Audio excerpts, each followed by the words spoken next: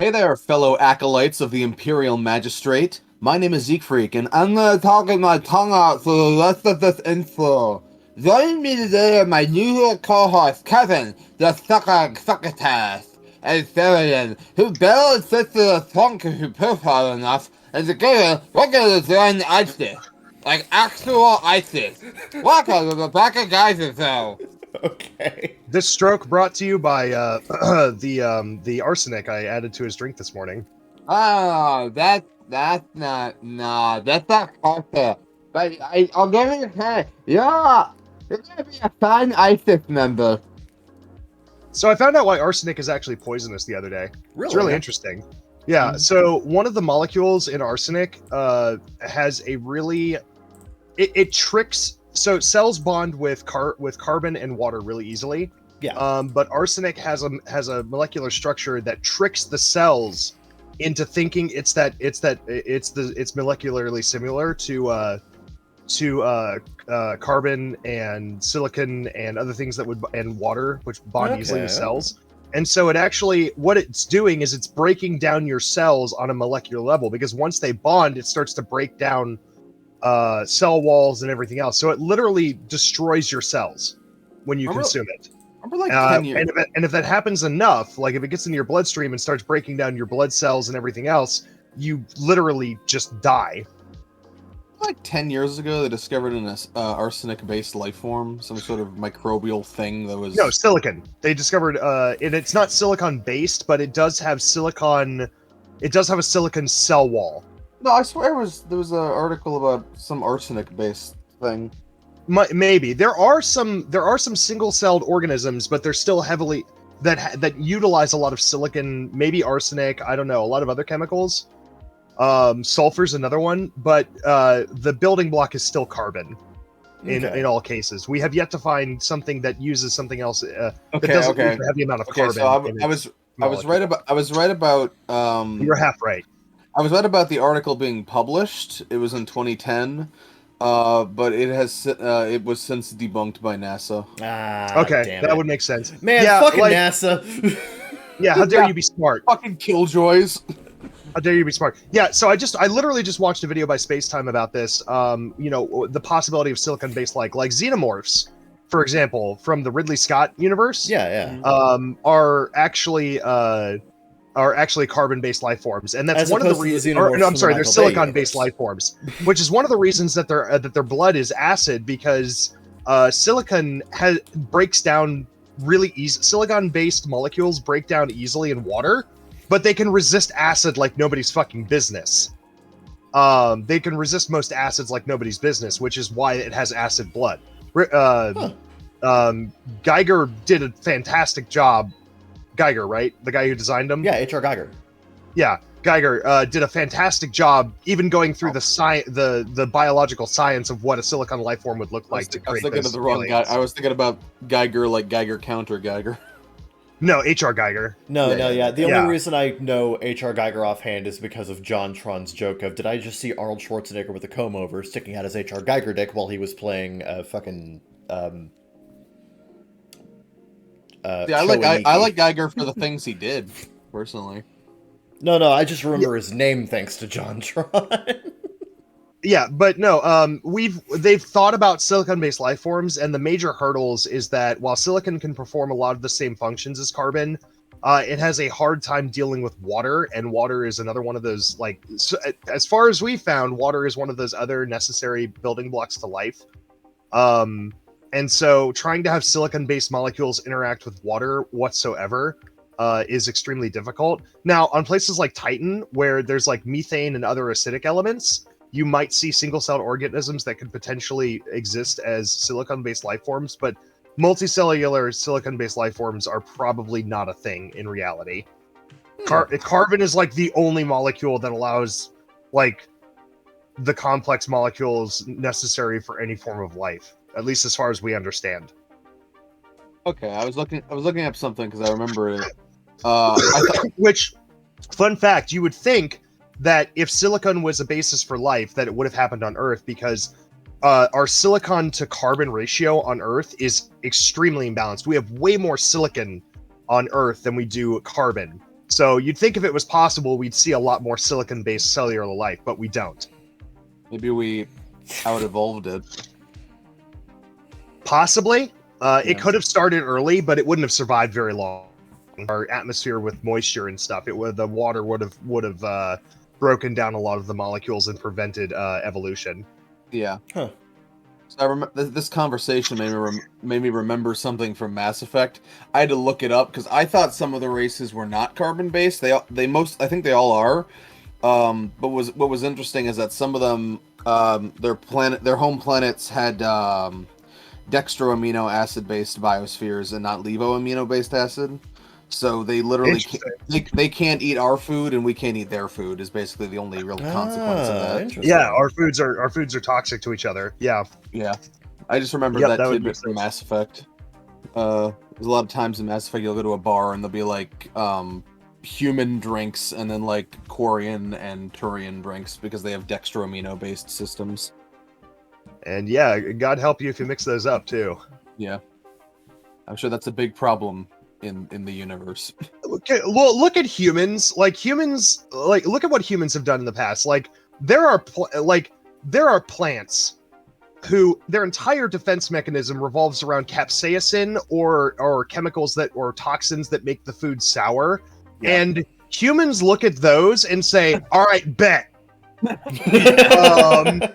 We consume a lot of shit that we're probably not supposed to, so I have to imagine there in the Mass Effect universe there's been more than a couple of humans who have just legitimately died at a bar, like drunk, fulfilling a bet with a buddy to try like an alien lager. That's because true. I don't. Humans love to do that shit, man. We eat all kinds of shit on our planet that we and enjoy flavors that we really shouldn't enjoy, like spicy food and fucking sour food. Oh yeah, I like love if it you're when ever my in a mouth wilderness works. Let's survival go. situation and you taste something and it's sour, do not consume it. It's probably poisonous. Most of our sour I have flavors, eaten plenty of most of our sour flavors come from the same chemical, by the way. And they're artificial and they're not toxic to us. Most things in nature that are sour, you should not consume because they're toxic. Yeah. So, but like we've tricked our society into enjoying the flavor of sour. Most bitter and things. I worry for people out in the wilderness who have to survive and they're like, oh, look at this fruit. Ooh, it's really sour. I like that. And then they're dead in 36 hours. Yeah. That are things that are really violently bitter. vomiting. I'll say bitterness is also in nature is not good. Yes, bitterness is also a sign that the food is not good for you. Yeah, it's a huge sign for bacterial infestation. Like if you ever taste like if you've ever tasted spoiled food, it has a very distinct bitterness to it. It does, yes, and almost a spiciness to it, and that's a great way to tell that bacteria cultures have completely taken over the food and are starting to break it down into other molecules. Well, that's how we got to spicy food, is that people would eat it and then they didn't die, so we're like, yeah, that's cool. Yeah, hold on, we're on to something here.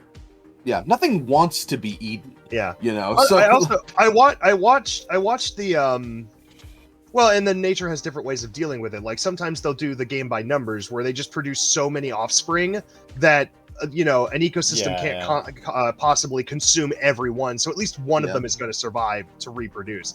And a lot of animals and plants do this. Like a single dandelion throws out like 200 spores. Okay, so even if most of them get consumed by rodents and insects, like at least one of them's probably going to survive long enough to produce fruit. And that's all that life cares about, is being able to reproduce at least once. Yeah.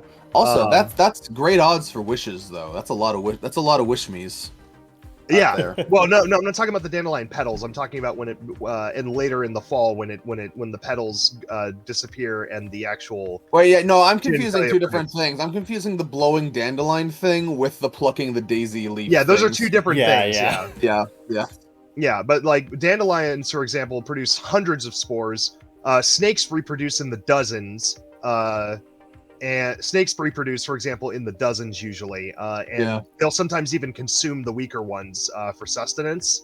Yeah. But as long as one of those little snake babies survives, then they've done the species. That's why snake pits were so effective, is because you could just throw some fucking shit down there and there'd be dozens of them.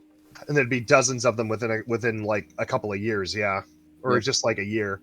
But yeah, so like a lot of like rabbits do this. Rabbits reproduce like crazy, and you know only a few of them will survive, but that's enough and to continue the species. Yep. So there's the game by numbers, and then there's the game by absolutely ridiculous defense mechanisms or survival instincts. Like humans don't reproduce more than like one or two at a time, but our natural predators are so few and far between, especially since we have society to protect us. But even before society, like our natural predators were so few and far between, and we were generally more nimble and more intelligent than them, and that became our survival instinct. And then you have like some creatures that just have the nastiest fucking survival instincts, like fucking porcupines. Nobody wants to fuck with a porcupine, okay? No predator wants to fuck with a porcupine. It's a fucking nightmare to eat them. Especially without thumbs to pull all those quills out. So you generally animals that are surviving that have fewer defense mechanisms will or more like fewer numbers when they reproduce will have the most insane defense mechanisms. And then there's ostriches, which I don't know how the fuck they survive, but I guess they're big and powerful, can kick pretty hard, and have nasty talons. I mean, yeah, they're basically raptors. Yeah, they're basically walking raptors. Like, oh, you're talking about dinosaurs. You're talking about the dinosaur raptor. You're the bird of prey. Okay. Yeah, they're basically just less cool looking raptors. Yeah, basically. But like when their main defense mechanism of sticking their fucking head in the sand when they're scared is just ridiculous. Yeah, but what? Yeah, but I mean, you know, how much actually scares them? Yeah, they're violent as fuck. Don't fuck with an ostrich. Yeah. That's the moral of this segment. Don't fuck with ostriches, eh? Yep. Do not fuck with ostriches. I got bit in the ass one time by one, and it was not fun. You did? I did. Tell that story. Now. I was at a right now. I was at a zoo. We were allowed to pet the ostrich. And why would they allow this? I don't know. It bit me in the ass. Oh. Is there like still a chunk missing? No, it just bruised really bad. Ah. How old were you? God, I think it was like 9-ish. Okay. Yeah. Yeah. Interesting. Fascinating. Yep. So what we've learned here is that in the natural pecking order, you are below the ostrich. I am below the ostrich, or at the very least, when I was 9, I was below the ostrich. I don't know where I would be now. Hey, someone should bring an ostrich in here. We should find out. Probably. To be fair, that was 20 years ago, to be fair. Yeah. Yeah. I'm just saying, if it was just you and the ostriches, you would not make it. Yep. Yeah. How it be. Which, you know, I'm disappointed, honestly, because I feel like they'd be really cool to ride into battle. Kiara's actually ridden an ostrich before. Some ostrich farms will actually allow you to ride them if you're small enough. Okay. So, zookeepers just don't give a fuck anymore. You could mount children on. There was a zookeeper nearby ostriches and send them into battle. You could absolutely do that. There was a zookeeper nearby to rein in the ostrich, so it didn't actually fucking maul me. But the zookeeper was not fast enough to keep it from biting me in the ass. Well, let's extrapolate from that. If it wanted to maul you, it would have mauled you. It would have. If you can't stop it from one biting you on your ass, then, you know, it's not going to do shit when it mauls you. Yeah, true. Yeah. You were doomed. Yeah, still, can say for certain, not fun. Can't recommend. Yeah. Hurt like a bitch. At least they're not at least they don't have poison bites like the Komodo dragon. Oh, jeez. Everything about the Komodo dragon is fucking scary and also kind of metal. Yeah, I just want to keep implanting that image of the Komodo dragon just swallowing eating the deer whole in your just mind. Whole, yep, wholesale, just fucking swallowing the deer whole. Yep. It was fucking crazy. It's fucking metal as fuck, dude. I love how someone in the comments pointed the deer was likely still alive the whole time and could feel every moment of that, but it was just paralyzed. Probably. Yep. Yeah. Yep. Damn nature. Damn nature, you scary. Nature don't give a fuck. Yep. And neither do we. I mean, unless we're in nature, at that point we care a lot. But it's a good thing we're not. Yeah, this is true. It cares not, but it sure is good at making us care about it. Yep. It's like nature. It's like the abusive parent of things. I guess. I could have worded that more cleverly, but You I chose not to. You probably could have. Out of reverence. Anyway, what have you been up to, Kevin? Very good question. I beat DuckTales. Nice. I played Did you get the secret ending where they all whip out their corkscrew cocks? Damn, that wasn't in the version that I played. Fuck. No. No. It's a good game. Solid remake of the original NES game, but it's very clear that they stayed pretty faithful to the design of the NES original. And this results in kind of an uneven experience, if I'm being completely honest, because at no point is DuckTales ever bad, but some levels are easy as fuck. Yeah. Like, I was able to just, like, breeze through the African mines in, like, one go. That was, like, that was whatever. But then some levels are just a pain in the ass. The Himalayas are... The Himalayas is such a backwards stage because you have to backtrack through half of it just to, get all the pieces of the fucking plane part that Launchpad loses, the dumbass. And I would say the final level is too long for the game, considering that the game over penalty is replaying the stage. Yeah. But otherwise, like, it's a good experience. It's a solid, like, 7 out of 10 game. All right. I had a good time with it. I liked it. Yeah. Personally, I like watching DuckTales and constantly reminding myself that they primarily reproduce through rape. Yes. It's a fun thing to do. And with the... If I ever see a child watching DuckTales, you know what I'm going to tell them.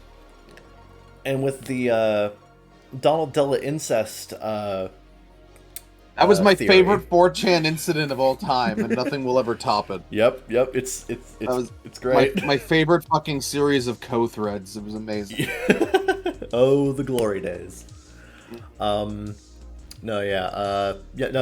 is good. After that, I jumped into... I took a couple days to figure out what the fuck I was going to play next, and I just fell on Star Wars Jedi Fallen Order. Which, going from one difficult game to another difficult game, but I don't mind because they're both good. Jedi Fallen Order is fun. It's a fun time so far. Good. It's technically speaking a Souls-like, mostly in terms of combat and skill progression, but it's also a somewhat linear guided game. It's a fun game. It's a fun time. Honestly, I'm not normally into a lot of the Star Wars stuff post Disney, but Fallen Order is one of the few that I can say is like genuinely a really enjoyable experience. So if anyone else has been living under a rock for 4 years, Fallen Order good. Oh no, I knew Fallen Order was good. I just never played it. Never insinuated you didn't. Yep, but Fallen Order's pretty good. I'm about 1/5 of the way through that. Need to just hunker down on that. Getting back into Symphogear G after a year plus of just dropping it because I was not in the mood for it. Fucking finally!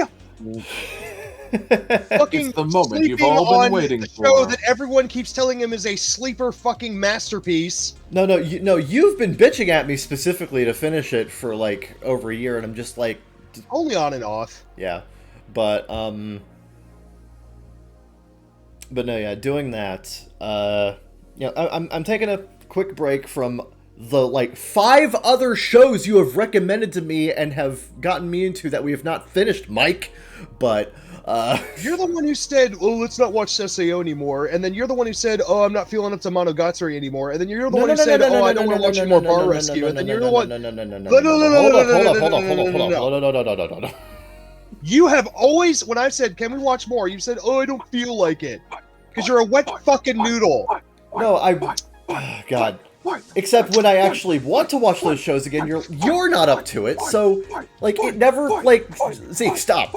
When has it ever happened that you have said to me, "Let's watch this anime," and I have said no? I literally tried like 3 times to get you to watch more Darker Than Black with me, and you were like, "No, I'm not up to it. Let's watch something else."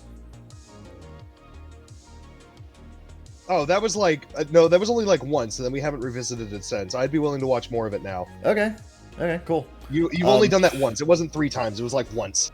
I swear it happened more than once, but no, yeah. Not sure who's gaslighting who here. But no, yeah. Symphogear, and after that, I'm gonna watch probably Nisei.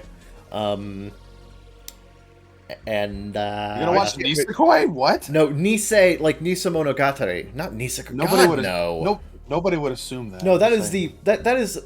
No, only you. No, only you would assume. That. Dude, Literally, only you wouldn't assume that because one is a good anime and the other one is a dumpster fire. That's why I said what? Look, between the 2 Shaft anime with Nisei in the title, when I say Nisei, people generally aren't going to think Nisekoi, dude. Well, you didn't Right, specify that. Because the fucking coffin was closed on that one a long time ago. Yup. That's why I was surprised. Okay. We're clear on that, though. We're clear on that now. Great.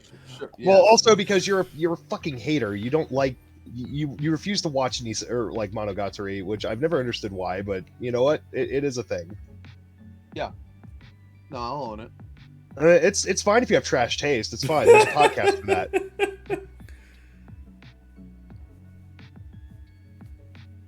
I'm gonna get booted from this podcast, aren't I? No, I was just processing that. Just try to think of how to respond. Like, hold up, wait a minute, hold on. Yeah, I was like, well, yeah, sure. There Like, is. how do I parse this? Our arch nemesis. They don't know who we are. But that's why we have the element of surprise. You see. Yes. Surprise for what? I don't know. We'll figure that out. Yeah, one day. No, yeah, did that. You and I watched Hot Tub Time Machine, and Mike watched the last 30 minutes of it. Much better than I expected. Yes. No, Hot Tub Time Machine's fun. It's a fun movie. Yeah, pretty good. Yep. The Great White Buffalo. It's like the slogan of Applebee's. It's eating good in the neighborhood. Except in this case, it's Hot Tub Time Machine is a lot. It's a lot. Sure. Yep.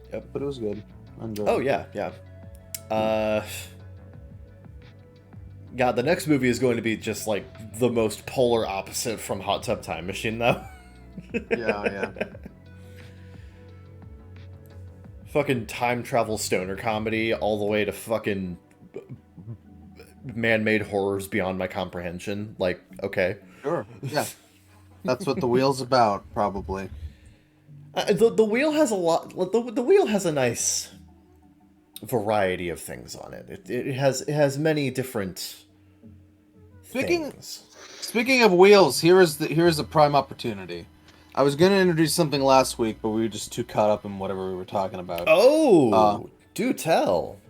Yes, we have a new wheel for topic prompts. Oh, That's which I will fill with topic prompts. If anyone has topic prompts, fucking tell me your topic prompts and I will add it to the wheel. Well, it just so happens that you told me to put down a prompt in my notes a few days ago. This is true, but you tell me later so I can add it to I will tell you later so that you can add it to the wheel.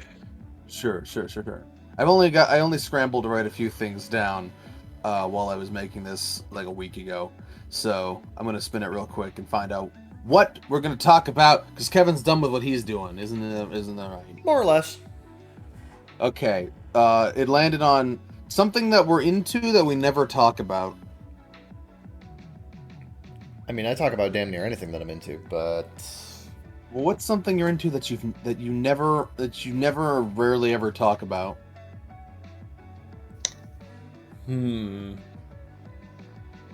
Y'all field this one first. Reach into the depths of your I'm subconscious. and I'm pull grabbing. out. I'm grabbing. I'm grabbing.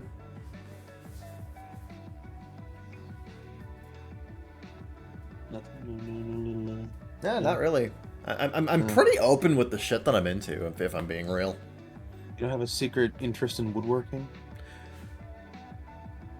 Hmm. No. Not in particular. No. You never work your wood? Okay, that can mean two different things depending on what we're talking about. Yeah, you be the judge. Yep, I'll let y'all simmer on that one. I used to be really into kayaking and canoeing. That's a good one. That's a good one. I do own like 6 canoe paddles. Honestly, I really like cooking, but like I don't have the opportunity to cook very much. This is true. You're more of a Taco Bell boy. Yeah. Yep. I like to just kind of like experiment with like flavor combinations every now and then, though. Sure. Yep. Like what? It's fun to do sometimes. I don't know, like what have you discovered? No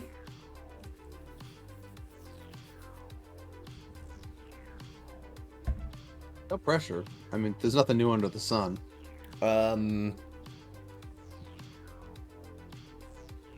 Don't combine eggs with anything that you put on a peanut butter and jelly sandwich. You tried that? Out of sheer curiosity, and it did not work. What'd you put on there? Like a fried egg? Yeah. No. Did not work? Did not work. There was something I put eggs in that did not work, and I don't remember what it was. Yeah. I just like fucking around sometimes.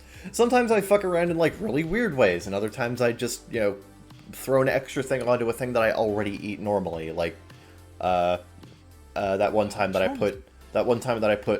I ordered Domino's and I put smoked ham on a barbecue chicken sandwich or a barbecue chicken pizza. How was that? Honestly, it was pretty good. Yeah, I'm trying to remember the thing I put eggs in that I thought would be great, but it wasn't. I don't remember what the fuck that was. But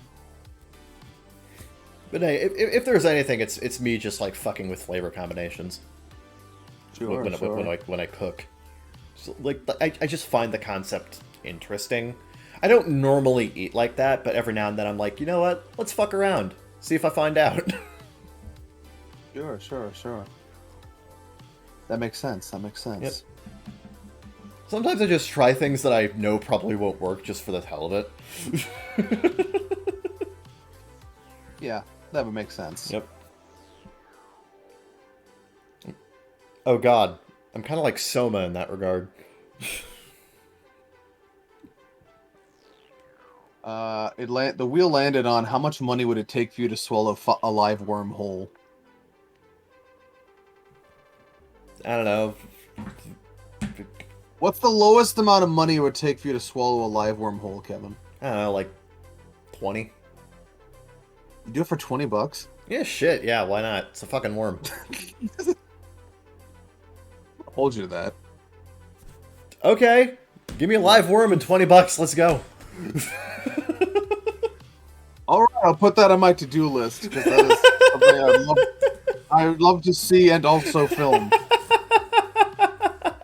I have. Oh, I'll be that guy. I'll be that guy. Okay, I will fucking. All right. What about you, Mike? $100. Oh damn! He Yeah. going all in on that one. Okay. Oh damn.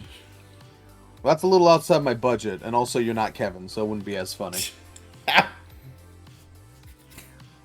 I feel like you would do it with absolutely no reaction. Just slurp it like a spaghetti noodle, and it'd be like, oh, well, there goes my $100. Plus cost of worm. I'm gonna be really weird at the bait shop, just asking the guy, hey, are these, human edible? We'll get it done. Yep. Well, it also depends for me on what type of worm you're talking about. Like, if you're talking like you have a preference? a night crawler, then yeah, that whatever, $100. I'll swallow it. If you're talking mealworms, I won't go anywhere fucking near those because they're creepy as fuck. Yeah, yeah. Oh, yeah. No, I was thinking just like normal like earthworm. Yeah, like a nightcrawler. Okay, sure. Okay. This didn't go in the direction I hoped it would. What have you been up to, Saradin? Hopefully not eating worms. Not recently, no. Implying he's done it recreationally before. Well, where to begin? So, I did not, unfortunately, I was not able to score tickets to the convention or to the concert for Hololive 4th Fest. Yeah. But I am still going to Japan, and I joined a server recently thanks to a buddy of mine, Pat C. Or I don't know if we're actual buddies. I mean, I'd like to. I'd like to be. Pat, if you're listening to this, I'd love to be your buddy. But he's a bro. He's a good guy, and he's part of the KFP fandom. And he invited me to a server with a bunch of other Kaiganikis who are trying to get into the fest. Only a handful of us actually won tickets from the lottery because the lottery was You'll plan on a gate scarce. crash? Huh? You'll plan on a gate crash? No, we are thinking about like gathering all together though and taking a huge group photo outside of the convention center and then sending it directly to Cover CEO and saying, "Look how much money you could have made from foreigners." Next time, host a Tokyo Big Site where you can host. You're missing out on all this. Yeah, or where you could like actually have like 20. Next time, host it at Tokyo Big Site where you could actually have 20,000 people as opposed to 9,000. Look at this picture of Samsung CEO Like, taking it from a rhinoceros. Yeah, there are a bunch of very dedicated fans who are willing to make a trip to Japan to see their Oshis live on stage, quote unquote live. It's a Hatsune Miku concert, basically. Yeah. But live on stage. And you are missing out on tons of profit by not doing this. So we're going to do that just to tease Cover a bit. But we're also going to get together probably at a karaoke place at some point. Which apparently, from what I understand, you can use karaoke places not just as a karaoke place, but you can just hang out and watch shit on TV. Oh, yeah. We're gonna watch the festival together and then order food and stuff and bring it in there. Just have a party room where we get wasted. Hold on a sec. What fucking talk show was Hatsune Miku on? Was she on the fucking Jimmy Fallon? No, she wasn't on Jimmy Fallon. She was on. He doesn't work anymore. The guy who retired. Jon Stewart? No, not Jon Stewart. Uh, Old guy, David much Letterman. older guy. David Letterman. Yeah. all right, It was during one of his last few weeks as on show too. Wow. Yeah, And he just like, did it's not really- know what the fuck was happening. Yeah, it was a really uncomfortable watch because he had literally had no idea what the fuck he was looking at. And he just seemed completely out of his element. Yeah. But yeah, it was a very awkward watch, but and it was in one of his last weeks of Anybody the show. But anybody have fucking wild ass things in talk show Twitter account? I hope they got to that first. It's certainly up there. Certainly up there. Yeah, no, it's up there. But yeah, you know, we're gonna hang out. We're gonna get drunk around on the ground and sob our eyes out when our girls get on stage, and we're all gonna be a bunch of, you know, absolutely destroyed pieces of manhood together, and it's gonna be wonderful. Another great moment but in we're talk, also- another great yeah. moment in talk show history is that's fine. also Interrupt on me, that's fine. also on David Letterman, where Optimus Prime admitted that he watched Sex in the City and ate Haagen-Dazs. Optimus Prime was on David Letterman. Yeah. Peter Cohen, yeah. Did No, anyone no, just get on Optimus David Prime. Letterman? Oh, that's fucking crazy. Man, if Letterman was still around, Zeke, you should have applied. Apparently, he lets just about anyone on there. Yup. I know.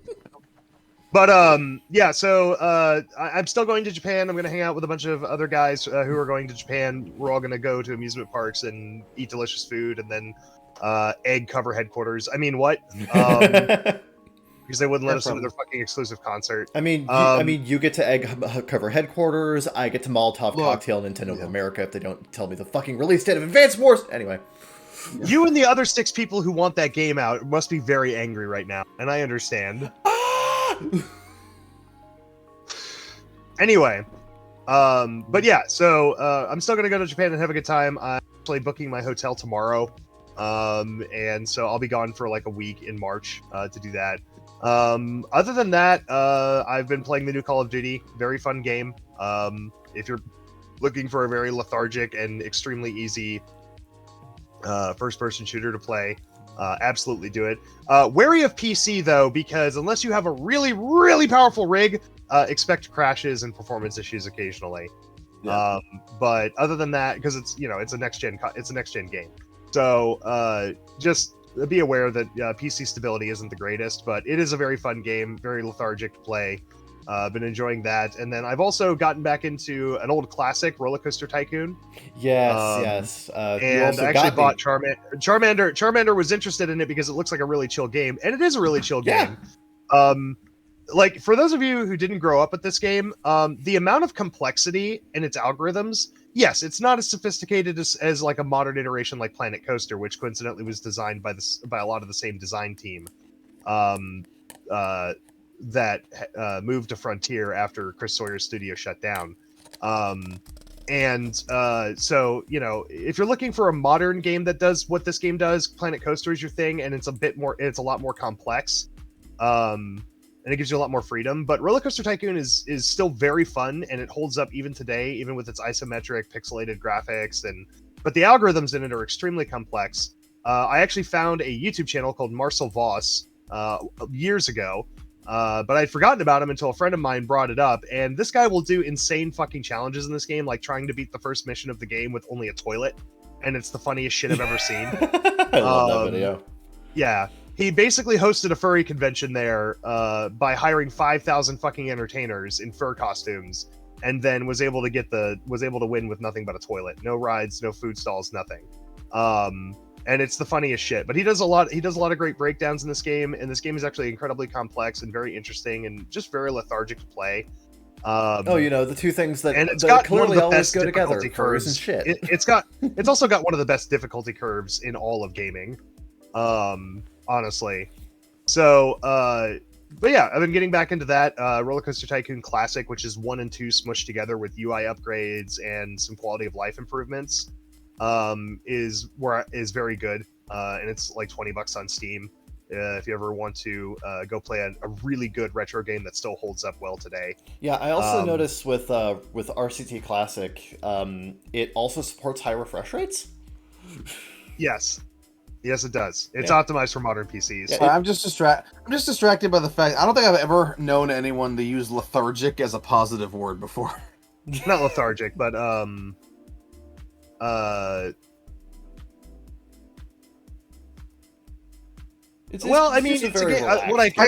get what you're getting at. Like it's a lazy Sunday kind of deal. Yeah. Kind of a misused term there, but yeah. I'm just saying it's a game where you can just turn your brain off.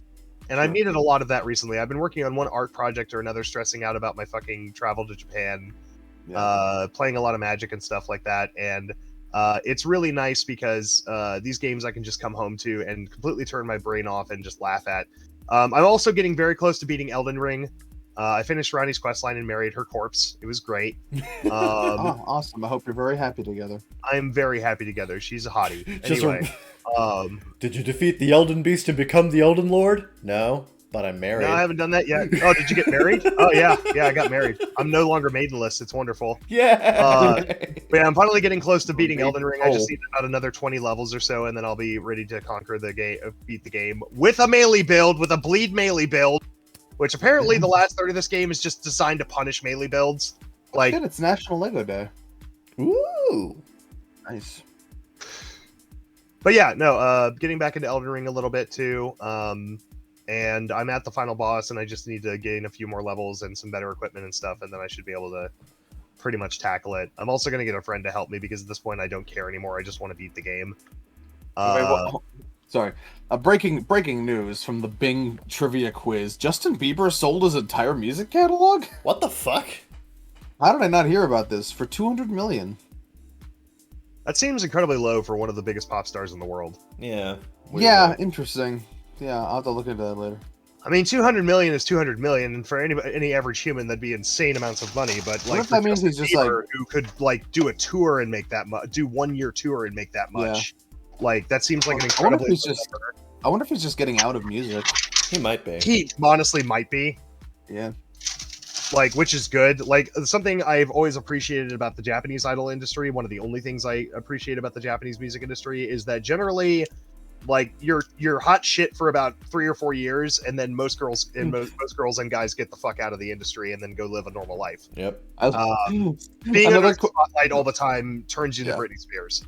Another question I was asked, I did not know this, but apparently this week Oreo debuted a new limited edition flavor. Any guesses what the new limited edition Oreo flavor is? Chicken vaginas. I mean, what? No, I'll let you know when that happens. I don't know, smoker's lung. They've already done mint, which would have been my first guess. Yeah. So no, they have unveiled Oreo flavored Oreos. What? This is not a joke, apparently. What? Huh? I'm gonna look that up in a. Hold on. Actually, fuck this Bing quiz. I'm gonna look that up right now. What the fuck do you mean Oreo flavored Oreos? The latest limited edition Oreo is actually the best Oreo yet. Oreo rolls out new flavor, Oreo flavored Oreos. The packaging says the most Oreo. No, this is real. This is real. It's got Oreo bits in the stuff. Hold on, I'm gonna send you a picture. I am so confused. I'll put it in lobby chat. Please. Oh, the things you learn from the fucking daily Bing quizzes. Okay, they're also branding it as cookies and cream. Okay. But the cookie in the cream is in fact an Oreo. Therefore, it is in fact an Oreo flavored Oreo.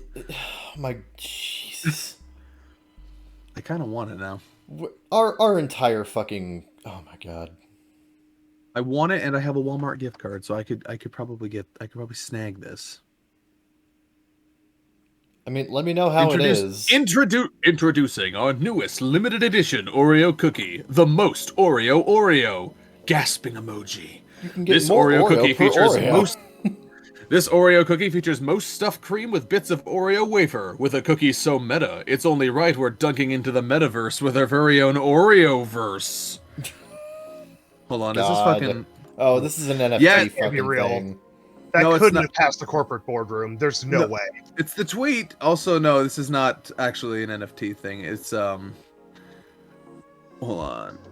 No, it's like a MetaQuest VR experience. So, slightly less shitty. Dunk into the Oreo-verse. Our most playful cookie ever twisted. Open the most playful world ever. Dunk stuff, twist stuff, play stuff, and enter for a chance to win stuff and more. Keep on dunking. Yeah, it's basically a MetaQuest VR thing where you fucking fuck around with Oreos. Sweet Jesus. I want this. I want the most Oreo. I've always said, the average Oreo does not contain enough Oreo. We need more Oreo per Oreo. Well, congratulations. You are officially now getting more Oreo per Oreo. This is, yeah. This is the way to combat inflation, honestly. You know what? Sure. you know, with things being as they are, I can see it. You can't knock it. You can't knock getting more Oreo per Oreo. I really can't. Yeah, you don't have a leg to stand on.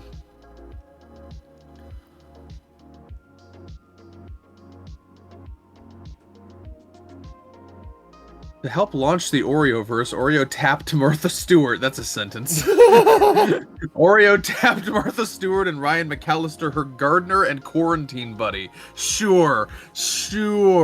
Gardener and quarantine buddy. I've never heard a stronger code phrase in my life. I think Martha Stewart and Ryan McAllister have something going on. I don't think Oreo is the only one tapping Martha, if you know what I'm saying. Oh, well, I didn't know I'd be reading about the world's most cherished threesome today. Martha Stewart, her gardener/quarantine buddy, and Oreo. It's a match made in heaven. Fucking Mark Zuckerberg watching from the window as Oreo fucks Martha Stewart, and he's like, aww. This is a whole situation. You know, because they love Martha, but they were just using Mark for his fucking VR platform. How does it feel, Zuckerberg, knowing Oreo will never truly love you? How does it feel, Zuckerberg? How does it feel? I did terribly on that Bing quiz. Ouch.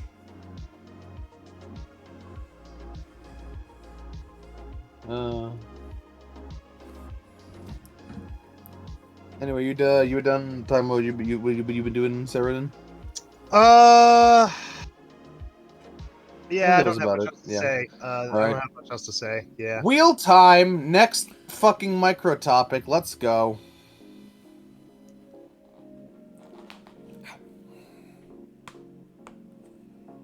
Describe a near-death experience, if any. You mean like one that I've had? Ideally. Yeah, almost drowned in a pool once. I almost drowned at Disney World. I was in the wave pool at Blizzard Beach. And for whatever reason, they stopped pushing out and did that thing where they just, like, push the waves, like, around the interior for a while, and I swam way too far in. And I got really fatigued, and I couldn't swim back, and I nearly drowned before I screamed for help. The annoying thing is that when I got rescued, my family didn't fucking believe me. They were just fuck. like, but the wave pushes out. I'm like, it doesn't always push out. Not always. Only every 15 to 20 minutes or so, they do that thing where they fucking just like bounce the waves around the interior. Yeah. So that was annoying. That was annoying, almost dying, and then telling my mom about it, and then she just literally didn't believe me. It was like, oh, okay. Oh, fuck you too. Yeah, then I just sat in the lazy river for a while. No, yeah, I fucking love lazy rivers. I need to be more lazy rivers. That's something I'm into that I haven't talked about before. I fucking love lazy rivers. Hey, there's another one. There you go. Every fucking hotel or park that's had a lazy river is a bang-ass time. Oh, there you go. There you go. Anyway, what were you gonna say about your near death? I mean, I can think of a couple. That time you were nearly mauled to death by an ostrich? Sure, that's one. Yeah, sure. I was also, I almost drowned in a pool at a friend's house once, where it was like a pool party, and, you know, I was just kind of like, you know, walking around the edge of the pool. I slipped and fell into the deep end, actually, and this is back when I couldn't swim terribly well, so, you know, I was just, like, flailing and whatever, and it took a minute for anybody to actually come and get me. Like, I was damn near, like, you know, running out of energy to actually keep my head above water. Someone finally saw me and dragged my ass out, but, like, I almost drowned that day. Kevin, I want to point something out here. I was curious about this, so I looked it up. In captivity, ostriches have been known to live until they're 70. That ostrich is likely still out there. Fear. Is it holding a grudge? You live and die by the whim of that ostrich. You've got to go back there, Kevin. You've got to go back there and make amends with the ostrich. I gotta go back to Florida and make amends with the ostrich. Like, I can't believe it's likely still there. It probably is. Unless it was like an old ass coot at the time, but like No, most likely, it's still there. No, I think that ostrich was only like I think that ostrich was only like 15, 20 years old at the time. So, Oh yeah, no, he'd be like a ostrich is middle age. probably still there. I'm also impressed because in the wild, ostriches live 30 to 40 years. In captivity, they've been known to live until they're 70. That's a huge up for captivity. It is. Wow. Like most animals live longer in captivity than in the wild, but 30 years longer? That's impressive. Yeah, like amazing what happens when you just put them in ideal circumstances. Yeah, where they can bite all the children they want. Exactly. No. And who among us hasn't wished for that? There was also after I moved to Arizona the first time back when I was like fucking 13 or so. So like I was visiting my uncle's place because we were like looking after his dogs like every day while he was off on vacation, and you know, we were allowed to go upstairs and, you know, fuck around on, you know, the computers upstairs because, you know, he let us. And one time I was like this dude had like a really nice like middle class American house, you know, something that was like built back when there was a middle class. But no, and I went upstairs, and I was messing around with the That might computer. confuse our younger viewers. Back in the day, there used to be this thing called a middle class. Yeah. Where you were richer than poor people, but poorer than richer. I know it's a hard concept. Hard I concept. understand. Yeah. But follow us on this. But Yeah. no, I was done upstairs, and like I was coming downstairs, and like he had like a pretty long staircase for a 2-story building. Like this building had like pretty high ceilings, so the staircase was pretty long.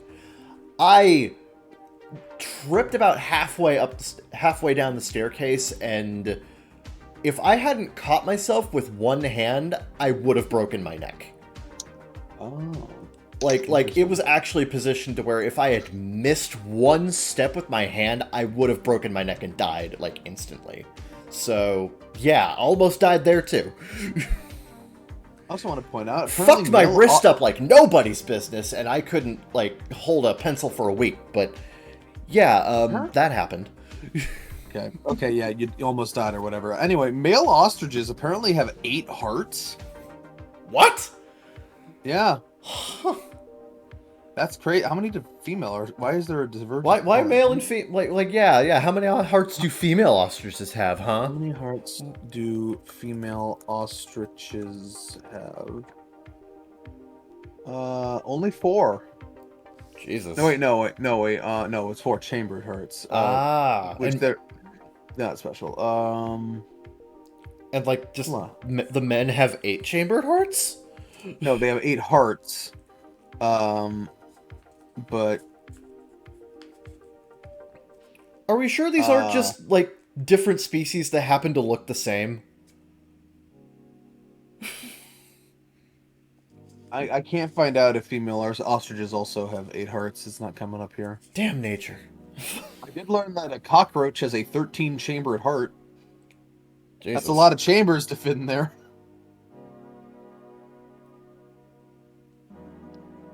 I'm I'm reading some comicanimals.com has like this page with a shitload of random fucking animal questions. Do birds have penises? Do ostriches fall in love with humans?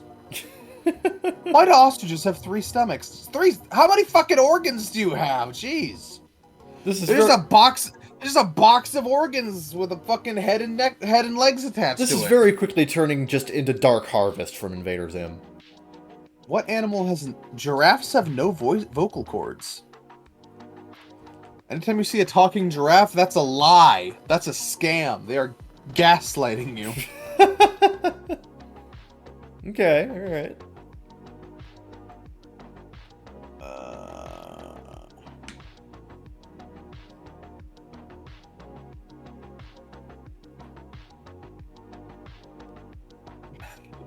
I love it because the graphic design makes you think this is a child-friendly website, but then it's like, can an ostrich disembowel a human? When attacking a person, ostriches kick with their powerful feet armed with long claws, which are capable of disemboweling or killing a person with a single blow. Thanks. Thank you. Thanks for that.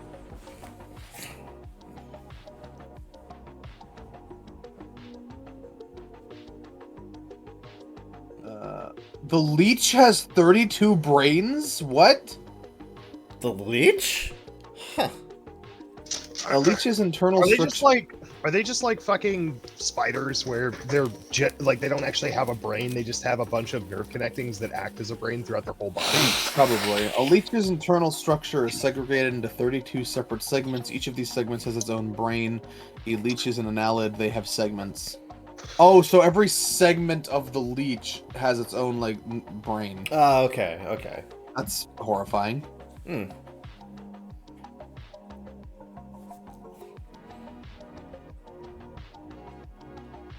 I never got a leech on me. At summer camp, it was common for people to get leeches on them, though. That's why they kept, like, jars of salt by the shore. Yeah, I've never had one, but neither, I've known lots of friends who have had them. I've had to remove quite a few. Yeah, I went to summer camp one time, and, like, there was just one kid who came out of the water and was just covered in fucking leeches. Yeah. Yeah, it was bad. Yeah, when at summer camp, after you come in from canoeing, you had to check the underside of the canoe to make sure the leeches didn't get on there. Yeah. Like later on in the day, like this poor kid was just covered in bandages, just sitting Yeah, around the campfire. I went there for 5 years, and somehow I never got a leech on me. Yep. Yeah, no, that one kid was like the only kid like who actually went into the water. Like he was the first one in, and everyone else was going to go later. But then he came out just screaming, covered in leeches, and everyone was like, "We're not going into the water. No, we're good. Thank you. We're gonna stay here. No." Yep. Makes sense. No, wait, hold on. What the fuck, comicanimals.com? Because under the question, what animal has 8 hearts, they say currently there is no animal with that amount of hearts. You just told me that ostriches have 8 hearts! What the fuck? It's a conspiracy! Make up your mind, comicanimals.com. Where are you getting your facts from? Yeah. Where are they getting their facts? Where's it from? Where's it from? I'm closing this fucking fraud website. I can't trust anything they say. How do leeches work? I don't know. Now it's a mystery, because I can't trust comicanimals.com. Clearly. Get out of here with your fake news.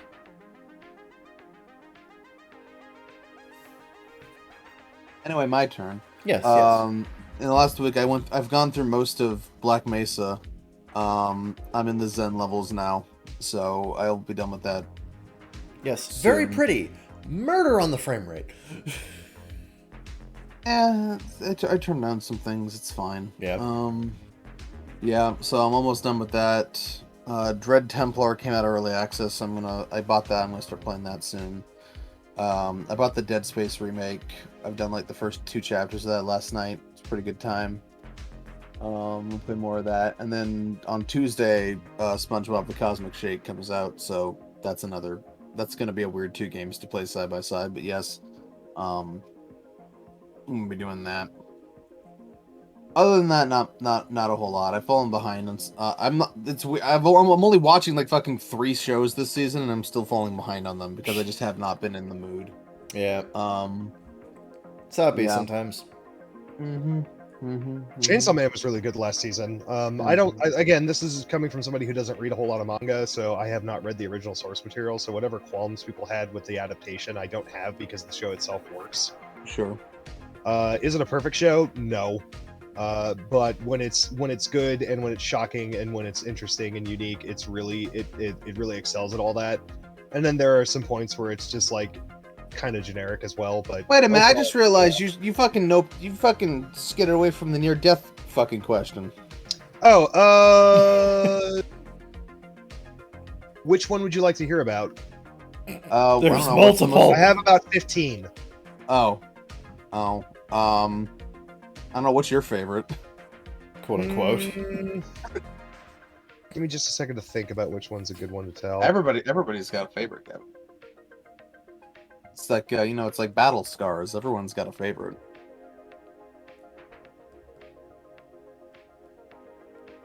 It's like the basis of human bonding is telling stories of how you almost died. Or how else do we appreciate the value of living? Indeed. All right, so I would say probably my first car crash was the closest I ever came. So I didn't get hurt at all, but if one thing had gone wrong, I was fucking dead. So this was back when I was 18, and I was in my first car, which was a 1993 Toyota Corolla that belonged to my grandfather before he passed away. It became my first car. And I was driving a date home from I think we went to go see 9, that animated movie with the puppets. Yeah. Good one. Kevin, add it to the list. Yeah, so actually, definitely, it's a short movie too. Yeah. I haven't seen that movie in fucking we went to go see ages. 9 in the theaters, and we were coming home. And she was feeling tired, so she wanted to lay down. She wanted to sit in the back and kind of rest her head on the back, since it was more comfortable than the passenger seat. And it was the first night in November, the first freeze in November. So, and it had just rained that day while we were in the theater, so everything was turning to black ice. and I slid into an intersection where a van. We were almost at her house.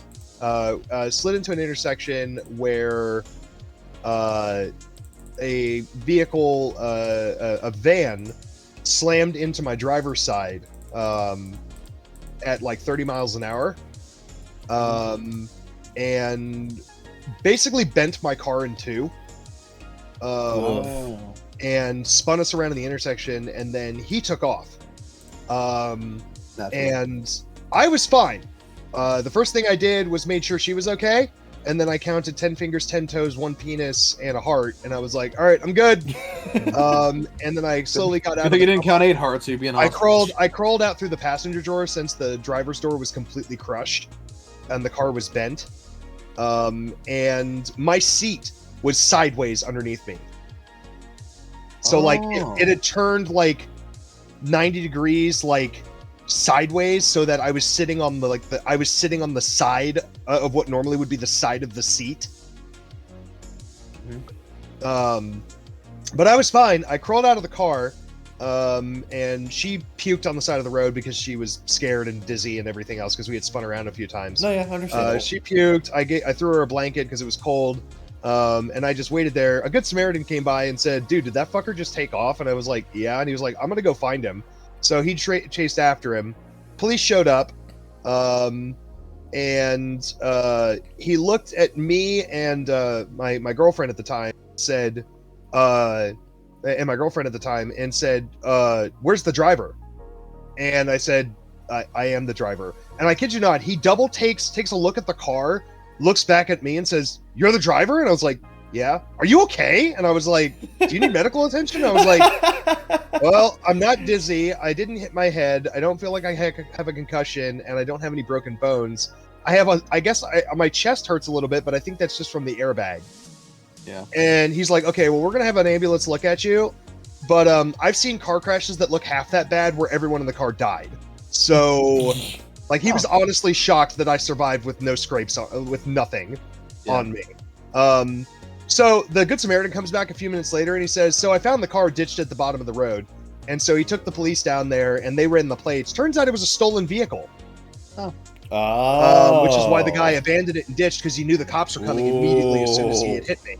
Oh, he was turbo fucked either way. Yeah, so he took off, abandoned the car, and ran away. Now, they never caught the guy. And he totaled the car that he stole. He's still out, just like that ostrich. He's still out there. But the cops gave me a speeding ticket, or they gave me a ticket for running a red light, which was whatever. They gave me a ticket for running a red light, but they also said, but at the same time, I gave you the smallest ticket I possibly could because you helped us solve another case. Nice. So they were really cool about it. We hung out at the Pizza Hut on the corner there. Until my dad came to pick me up, and then I spent the night at my girlfriend's place. Is this the reason you broke up? That you think you were just bad luck?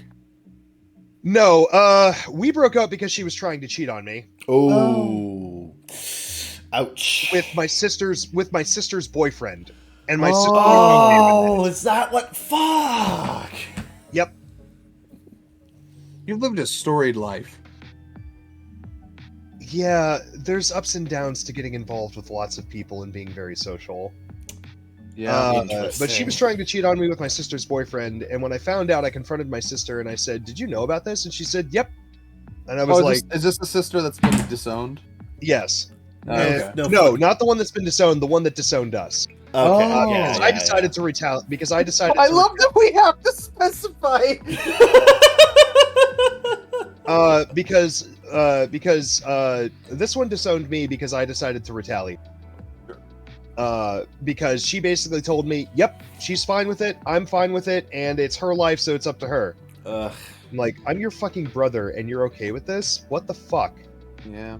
Oh my God. But her loyalties were always very apparent, and they were made extremely apparent after that incident.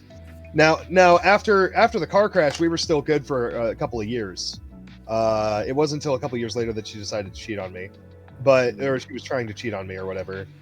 But yeah, so that's what happened. We spent the night at her house. I got picked up in the morning. I had PTSD for a while because If she had been sitting in the seat behind me because the car had bent, her legs would have been severed. Oh. And the thought of that happening and the fact that it was my fault, like, terrified the shit out of me. I used to have, like, I had PTSD for a while. I had nightmares about her being decapitated by, like, flying cars and stuff, and having to watch it. And it's pretty rough shit. I didn't go to counseling or anything, so it lasted for about a year. Yeah. But yeah, so I was fine, but I very easily could have died during that night, and I probably should have. I have no idea how I survived that, and neither does anyone else.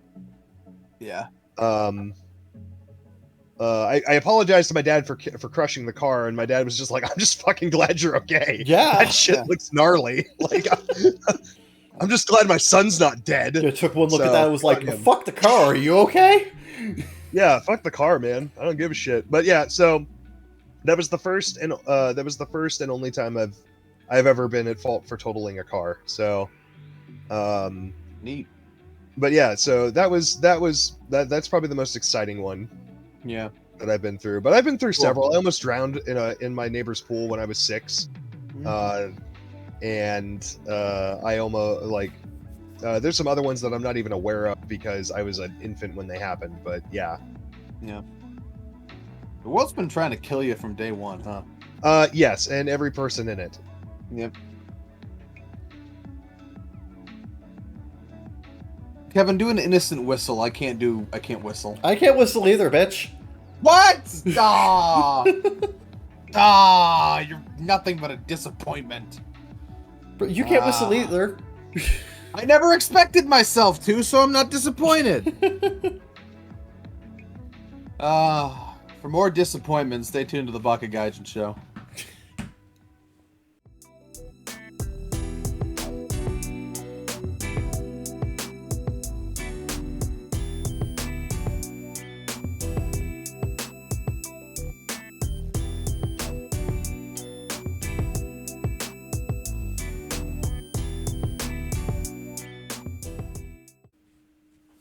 Hey, welcome back to the Baka Gaijin show. You made it. You survived the break. Yeah. Good for you. We're happy for you. All 15 seconds. Yeah, it's like 25, I think. Yeah. Unless they're listening to us at 1.5 times speed, which honestly I recommend. I mean, it wouldn't be a bad way to experience the podcast. No, it's a more concentrated burst. Yep. We get it. You're busy. You know, you got a schedule to keep. Don't let You let got us stuff keep to you. do. Work Places us to into be. you, not you into us, okay? Because that would be, well, frankly, that would just be anal, and I'm not looking for that right now. Yep. It's time for the Reddit dive. Oh, yeah. Plunging on in, fucking nose plug and goggles and fucking. We're so wet right now. Just so fucking wet. I was so wet. Anyway, time for this. Let's start off with that one maybe, or maybe You'll find one. Yeah, no, you know.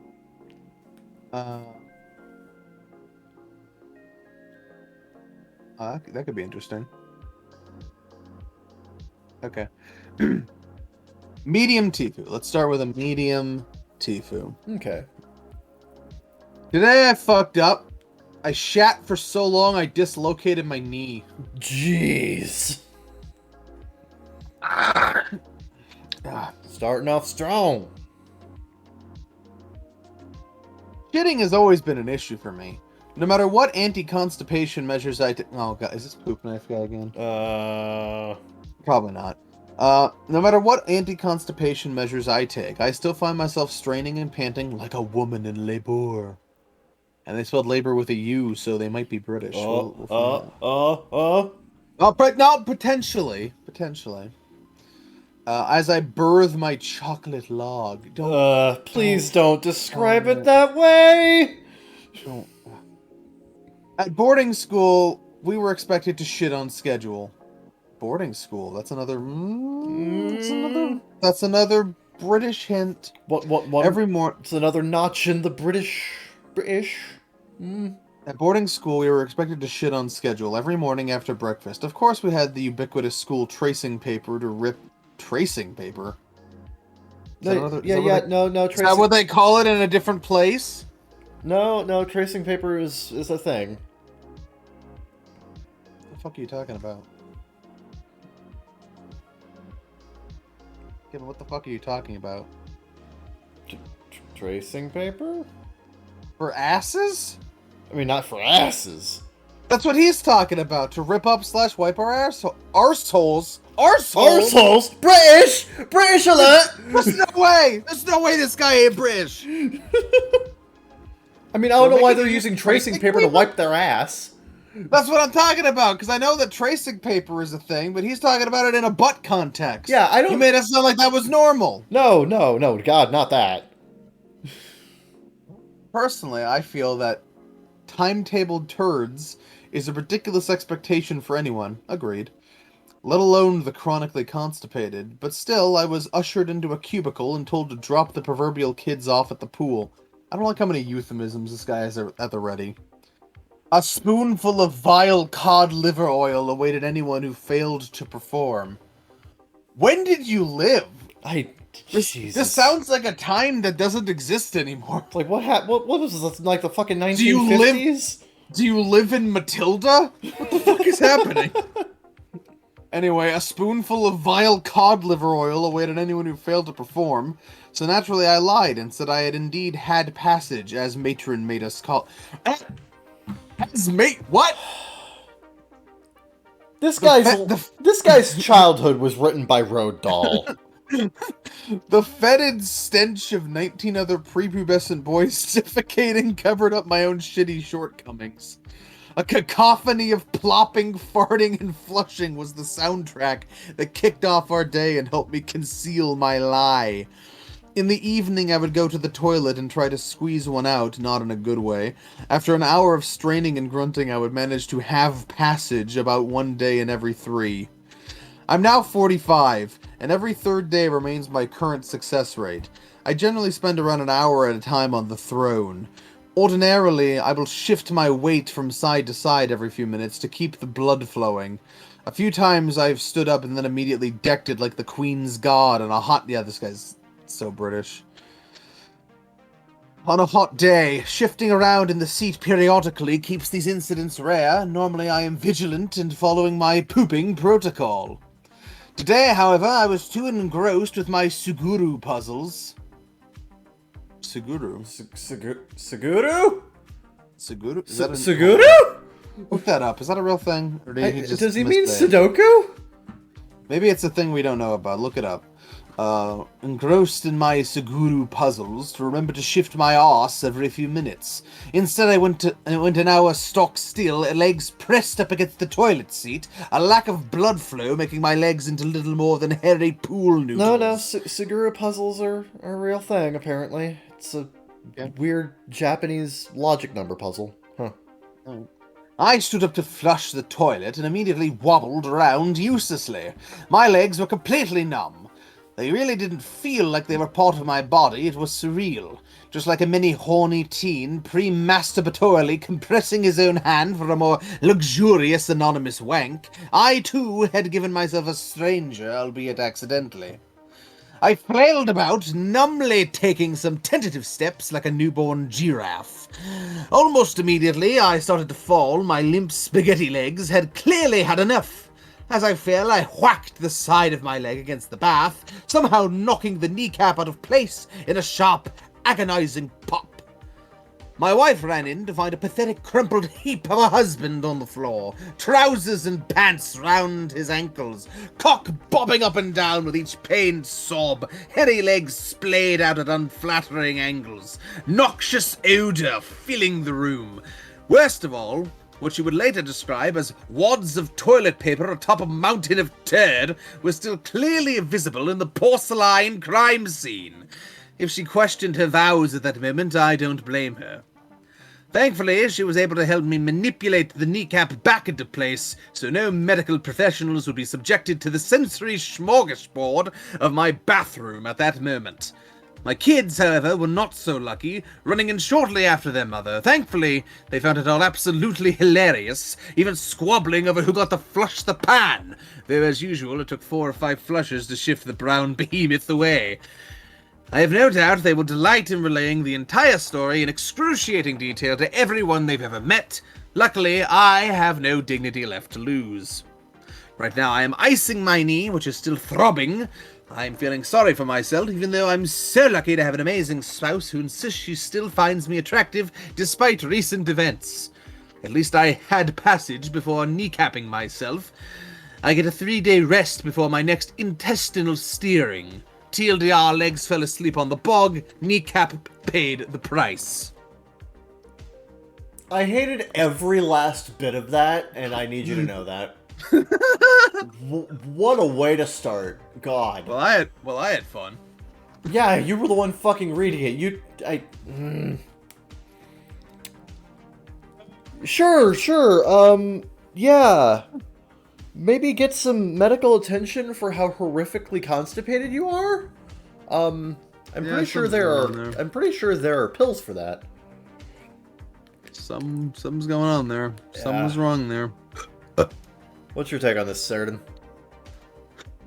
I have no fucking words for what I just heard. Yeah. I struggled to come up with literally anything. Jesus. I'll tell him this. He's a good writer. It was fun to read. Very creative. Very immensely fucking creative. Yeah. Anywho. Here we have an Aita. Am I the asshole for smoking weed in my living room on the day that my 2 younger cousins visited? Oh boy. So here's the deal. I, 19M, smoke weed all day, every day. It's just a normal part of my weed every day. It's just a normal part of my routine, and I don't see anything wrong with it, and this is not something that I want to be judged on. Well, you came to Reddit, you came to the wrong place. That was your first mistake. Also, this is an Aita, so you are going to be double judged. Yeah, this is literally the place you go for judgment. Exactly. My mom is completely... This is like going to the fucking scales of Hades and going, be nice. Yep. My mom is completely against me smoking weed, and she's always telling me to stop. I believe that cannabis is nature's medicine, and that society is oppressive to those who use it. It has helped me in so many ways, and it upsets me that it's still stigmatized. I mean, yeah, but time and place, dude. Time and place. Anyway, my mom told me a few days ago that my uncle and younger cousins, 4 and 6 years old, would be over around 3 p.m. yesterday and asked me to not smoke on that day. She always gets upset if she sees me smoking, so I didn't do it while she was home. She went to the grocery store in the morning, and I figured it would be okay to blaze up in the living room with the windows open before my cousins showed up. Go outside, asshole! Well, as it turns out, my uncle and 2 cousins showed up early and walked in right as I was in the middle of smoking a joint and lounging on the couch in my underwear. It was a really embarrassing moment, and I'm sure my small cousins were shocked to see me like that. To make matters worse, they saw me coughing in a haze of smoke as they walked in. My uncle was upset, and he screamed at me for smoking in front of the children and being, quote-unquote, irresponsible. He told me that I needed to grow up and start thinking about the consequences of my actions. I could tell that he was really disappointed in me, and the whole situation made me really frustrated. I know this was not a good situation. I regret that my cousins had to see me like that. But here's the thing. I don't think I did anything wrong. My mom told me the wrong arrival time, so how was I supposed to know that my cousins would be coming over early? And I don't see what the big deal is about smoking weed in my own home as long as I'm not bothering anyone. If I had been told the correct time, this would have been avoided. TLDR, I smoked weed in my living room while my mom was at the grocery store and my uncle and younger cousins showed up early. My mom gave me the wrong arrival time, and I don't think I did anything wrong by smoking weed in my own home. Okay, first of all... Okay, Fortune, it's time to open the mystery box. It's something green. Is it weed? It's not weed, you piece of shit stoner!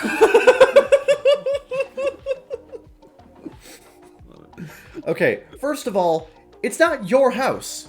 It's your mom's house. Sure. And therefore, In the it's your middle mom's of our street. Therefore, it's your mom's rules. So, You already broke that. You're the asshole. 2. Children, 4 and 6, should not be exposed to cannabis smoke. And you did that anyway. You're the asshole number 2.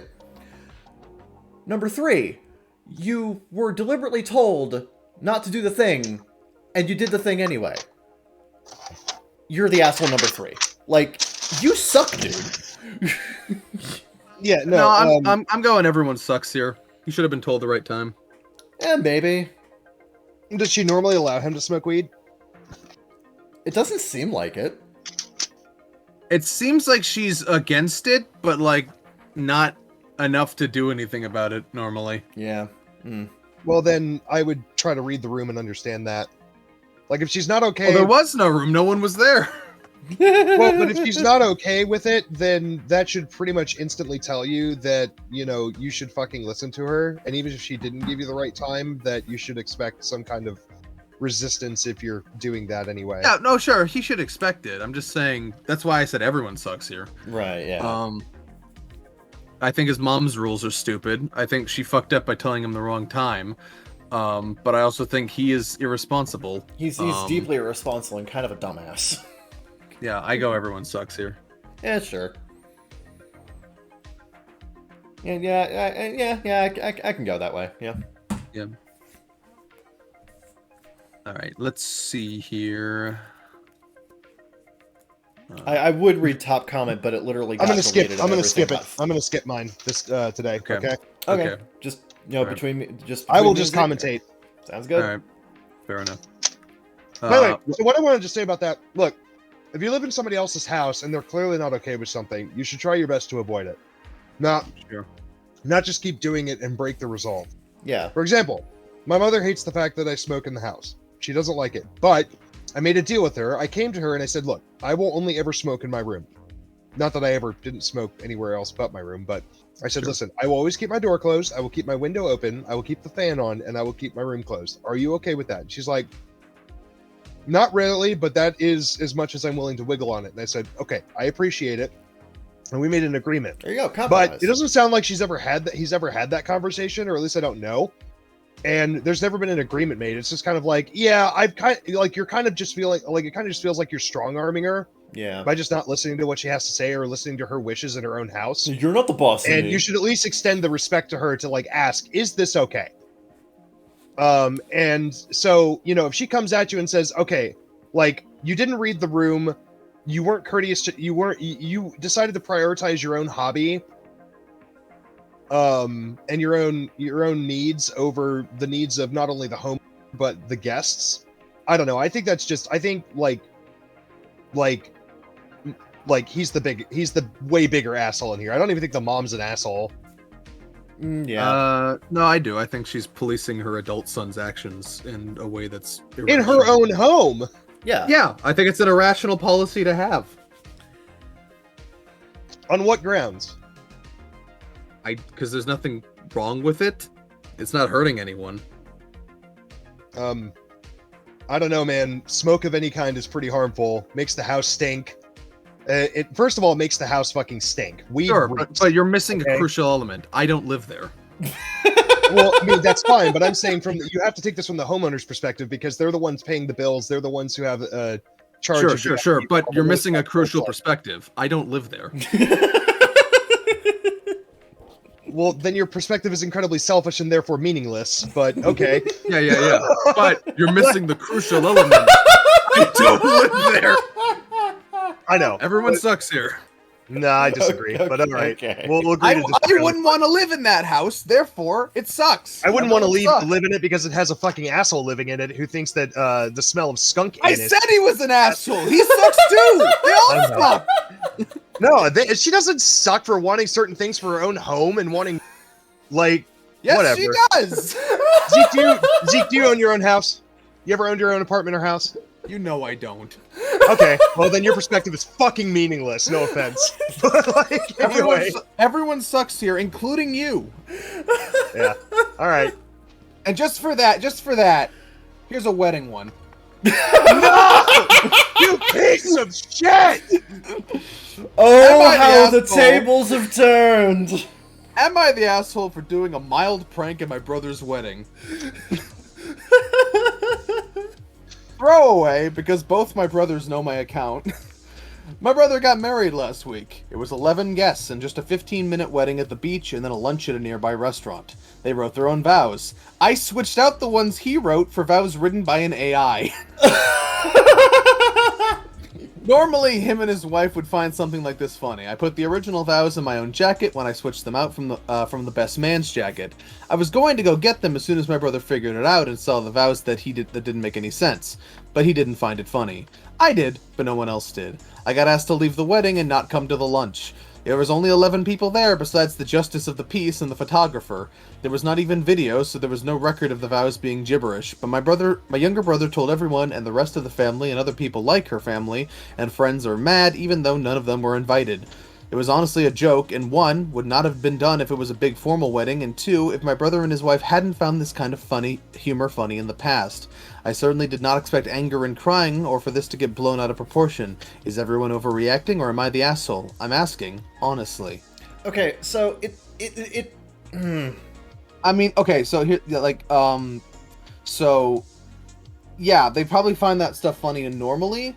Yeah. Nobody wants to be fucked with on their wedding. No, absolutely not. I think this is just a very, very bad case of him not reading the room and just making a very poor judgment call on, trying to prank his bro. Like don't. Yeah. You're the asshole. Not a huge one, but take the L. A bit of a dick. You're a bit of a dick. Yeah, that's not a valid thing, but sure, you're a bit of a dick. You fucked up. You fucked up, buddy. You're a can of spotted dick. Is what she mean. Damn, that wasn't nearly as dramatic as I was expecting from a fucking wedding. I had to find one in a hurry to. Fair. Yeah. So there you go. Anyway, let's send you one.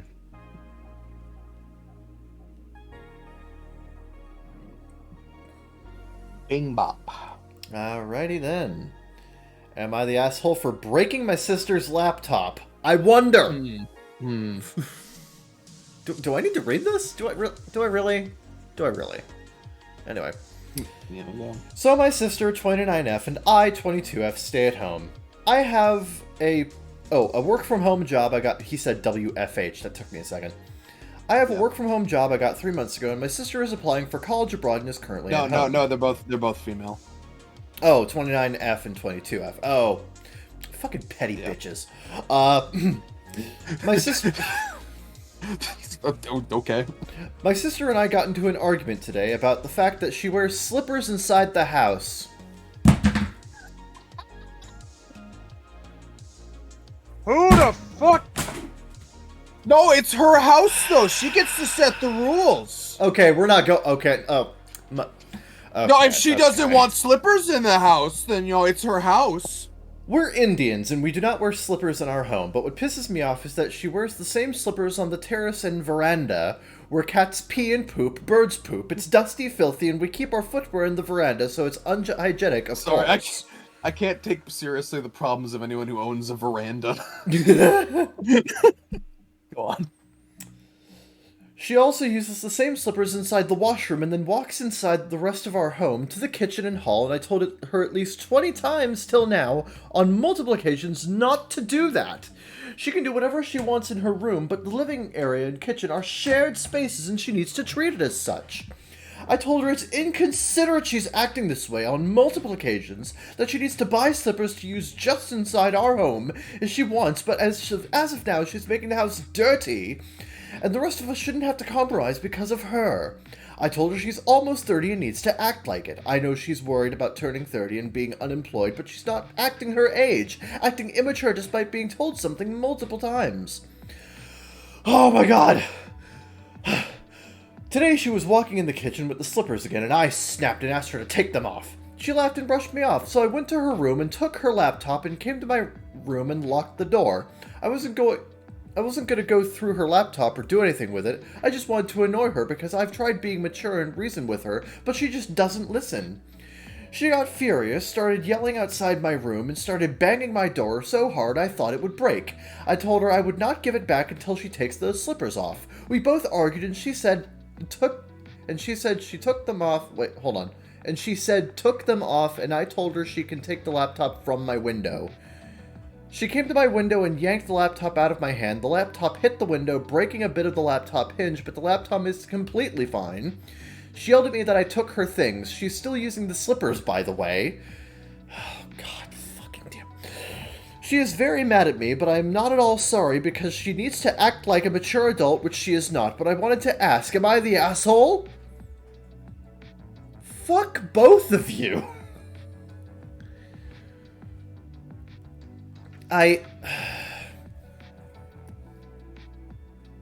Okay, so you chose to take a petty situation about slippers in the house and escalate it by taking her property and damaging it. And also infiltrating her personal space that she does not want you in, clearly. You're a massive piece of shit, and I hope you fucking die. Look. The comments are great because people keep bringing this up to her, and she's like, "You don't understand our cultural differences." I'm sorry, cultural differences don't excuse you breaking into someone else's room and stealing their personal property, dumb fuck! So let me get this straight. You got mad that she wears slippers in the house, you stole her property, then you proceed to throw it out the fucking window? You're an asshole by a long fucking shot. Read the post again, lol. In our culture, wearing slippers inside the house is heavily looked down upon. You may come from a culture where it's not, but here it's considered filthy and disgusting. So, where does this... So where in the culture does it say you're allowed to steal their shit and throw it out a window? At what... Like... Confucius say, If your sister wears slippers indoors, take her laptop and throw it out the window. I'm beside myself. I'm beside myself on this. There's an edit. There's 2 edits. Two. Edit 1. Twice the edit! I will accept your judgment on the laptop taking part, but please don't comment saying it's just slippers. If you're not Asian, you don't get the cultural difference here, and wearing slippers inside the home is a sign of disrespect and perceived as a disgusting behavior here. For an Asian, it is filthy and not just slippers, so keep that in mind. I mean, I guess, but you're taking it so far out of... Oh my... 2. Thank you for your responses. I'll apologize to my sister for taking her laptop. I will also sit down and have a serious discussion with her about the slippers thing. I know a lot of people here don't get the cultural factor. I'm not reading/responding to anyone saying just slippers or saying it's not a big deal. It is. You can't use a black and white judgment for cultures you don't know anything about. Bye. I guess, but you're still handling it all wrong. Like, fuck. Yeah, YTA. This is just... You're handling this so poorly, man. Even if it's a cultural thing, I can imagine you could have gone about this in so many better ways. Yeah, YTA. Jesus Christ. Yeah, no, you're the fucking asshole. Screw you. And now, we come to a tale of pro-revenge. Oh, we haven't had these in a while, and they're so fun. Alright. My boss stole my Super Bowl tickets, so I made him lose a major client. Oh, ho, ho, ho, ho. With the NFL playoffs back on, I thought you all might enjoy this football-related revenge story. I'm a huge 49ers fan, the rabbit all-day tailgate in the parking lot type. A few years ago, we made it back to the Super Bowl. I was working at a consulting firm with a handful of accounts that I would interact with directly. One client in particular knew how big of a Niners fan I was. It was the day-to-day lead on his account. He really liked working with me, and we became friends, often grabbing drinks or dinner after our meetings. He had access to a pair of extra company seats to the game, and as a thank you, wanted to give them to me as a gift. He passed the tickets over to the partner on that account, who I will refer to as Dickhead Partner, to be given to me as a surprise. The game came and went. We lost. It sucked. The next time we met, we went to drinks afterward, and he mentioned, "Hey, by the way, why didn't you go to the game? I heard someone else was in your seats." I asked what game. He said, "The Super Bowl." Confused, I answered, "I didn't have seats to the Super Bowl." He told me that he gave Dickhead Partner a pair of his company tickets for me as a gift so I could attend. I had zero idea what he was talking about. He looked shocked, told me to quietly ask around about it and get back to him. Oh. When I was back at the office the next week, I found out through one of the secretaries that Dickhead Partner had given the pair of Super Bowl tickets to another one of his clients had given a pair of Super Bowl tickets to another one of his clients as a gift from our company. I might have let this sort of thing go to keep the peace under different circumstances, but these were seats on the 30-yard line to see the fucking 49ers play at the Super Bowl. Ooh. I was pissed. Yeah. I considered confronting Dickhead Partner myself, but realized that it was the client who had noticed I wasn't there in the first place, so if I let him handle it, there would be no blowback on me. So I texted him, "Hey, I just wanted to thank you so much for thinking of me with those seats. It appears they were given out to another one of our firm's clients." He texted back right away in all caps, "Are you shitting me?" And then, "Pretend I never told you, let me handle." He followed up with me about formulating a plan. A few days later, we were asked to come down for a meeting in the office. The client requested the partner to be present, not entirely unusual, so Dickhead Partner and I hopped a flight the next week and headed over to their office. Little did Dickhead Partner know my client had orchestrated a wonderfully awkward little show to catch him red-handed. When we entered the conference room, it was all the usual suspects, along with a woman in her 30s we didn't recognize. My client immediately introduces Dickhead Partner. "This is Stephanie such and such, VP from other department. She wanted to sit in on this meeting. Hey, OP. You guys must already know her from the Super Bowl." She then responds as she goes to shake my hand. "Oh, I don't think so. Did we meet there? I'm sorry if I forgot." Client responds, "Geez, Steph, how much did you have to drink? They were sitting right next to you." Client looks at me saying, "Sorry, client, I wasn't there. Are you thinking of someone else?" At this point, Dickhead Partner is looking visibly uncomfortable, probably trying to come up with an excuse. He starts in with, when Stephanie says over him, "No, so-and-so from other company were in those other seats. By the way, I was wondering why we gave company seats to those guys. Is there a project we're working with them that I don't know about?" Obviously not. Obviously not. They were in a completely different industry. It would be like Coca-Cola partnering with John Deere. Dickhead Partner... To be fair, Coca-Cola has partnered with everybody, including the military. But anyway. Yeah. Dickhead Partner lets out a again, and the client immediately speaks over him, asking, "Dickhead Partner, I gave you those tickets for OP?" At this point, Dickhead Partner is turning bright red. He responds with, well, he wasn't able to make it, so he must have given the seats away to someone else," and turns to me looking for me to cover for him. Client smirks at me. I respond, "What are you talking about?" Client, "You gave me the tickets to the Super Bowl." Client suddenly raises his voice. "Dickhead Partner, those tickets were a personal thank you gift from me to OP. Did you give them away to someone else? Was it another client?" Dickhead Partner butts in with, maybe something got mixed up at the office." Client went quiet for what probably seemed like an eternity to Dickhead Partner. He then looked down, grabbed his portfolio and iPad, and put them into his briefcase and said, I think this meeting is over, OP. It seems as if I owe you a thank you gift. Let's go to lunch. Stephanie, you're welcome to join." Dickhead Partner, "I need to evaluate our relationship. Please go back home and expect to hear from us next week." Dickhead Partner suggests that he would like to join, presumably to do damage control, and Stephanie sternly tells him, "I don't think that's a good idea," and asks the front desk to see Dickhead Partner out. As soon as he's in the elevator, we all break out laughing hysterically. Stephanie wasn't really a VP, just an employee of the company who client had drafted into helping in his pre-planned meeting skit, but she did end up coming to lunch with us and was a fellow Niners fan and a total blast to hang out with.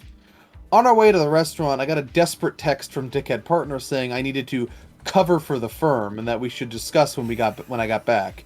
I replied, "Yes, we need to talk, but I'll see what I can do." Client told me to wait a couple hours and then respond to him. 1, to expect invoices for the resale value of the Super Bowl tickets. Resale is way above face value. It was over $10K. As well as our lunch, he picked a pricey spot and made a big show of overspending, and that he expected them to be paid immediately. And 2, expect that I'd be given a direct apology. 3, expected a written apology to his company for what he considered theft. And 4, will only interact with me or another one of our firm's partners, never Dickhead Partner. This whole thing caused a stir with the other partners, and I actually came off looking great because it appeared that I had made a good faith effort to save the client for the firm despite being the victim in this situation. The client would transfer to another partner, which meant Dickhead Partner lost his profit share in any work with them. Oh, and the other partners in the firm make Dickhead Partner pay the invoices back out of his salary. In retrospect, I really have no idea what the hell the guy was thinking. Did he seriously believe the client would just not notice me not thanking him for the Super Bowl tickets? Anyway, the well was kind of poisoned for me there long term because dickhead partner wasn't going anywhere. I left the firm a few months later for a much better position. Client ultimately terminated their relationship with that firm a year later. He actually now works with a good friend of mine at a competing firm. I'm still pissed I missed out on the Super Bowl even though we lost, hoping we make it back this year so I can finally go to one in person. Go Niners. I mean, Man, Also, go Packers. Anyway. fuck, a fucking yuppie culture, man.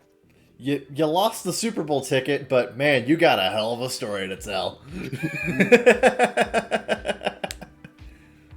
That's fun, honestly. That's really fun, honestly.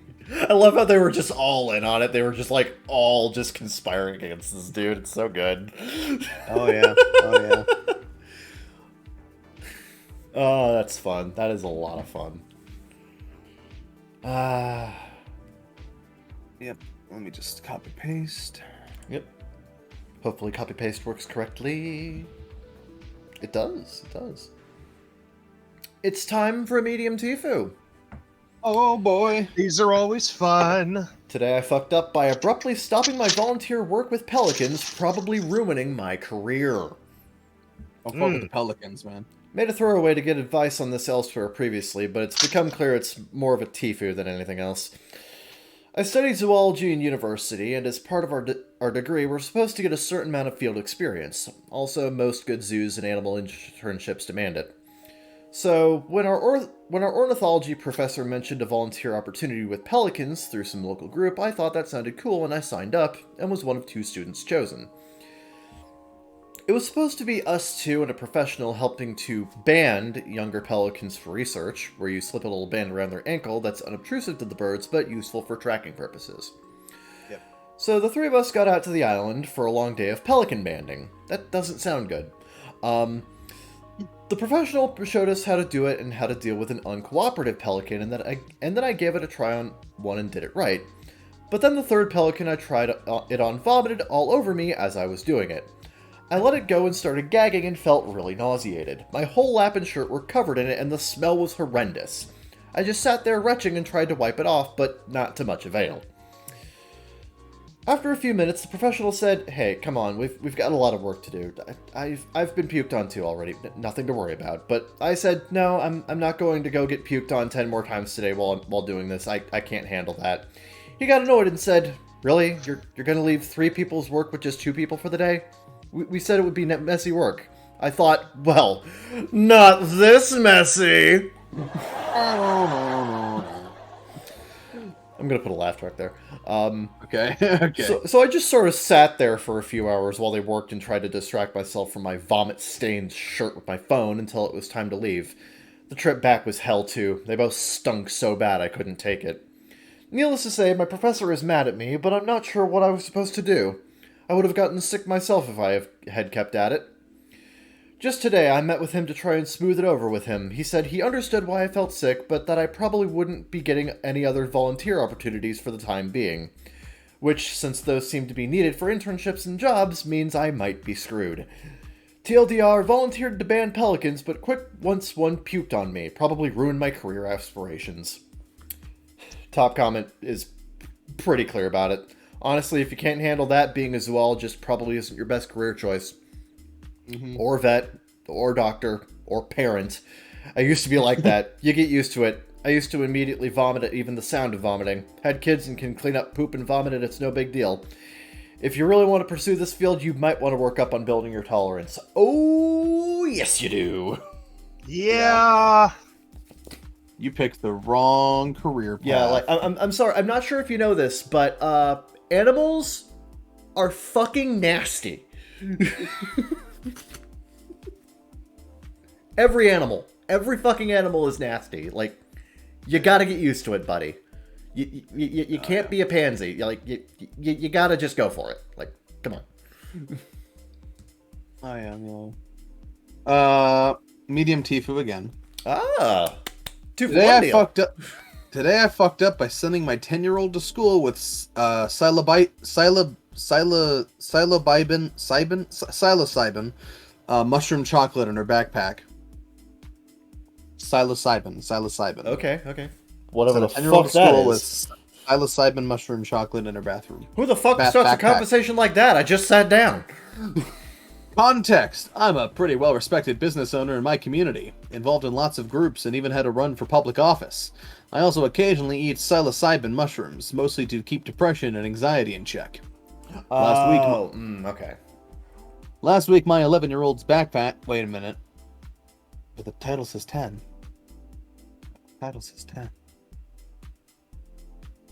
Last week, my 11-year-old's backpack strap broke as he was heading out the front door.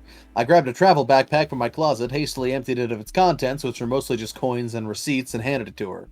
That afternoon, when she came home, she was holding a piece of chocolate wrapped in foil and asked me what it was. I immediately realized my fuck-up. About 4 months ago, I took some homemade shroom chocolate on a camping trip and didn't realize there was any left in the backpack.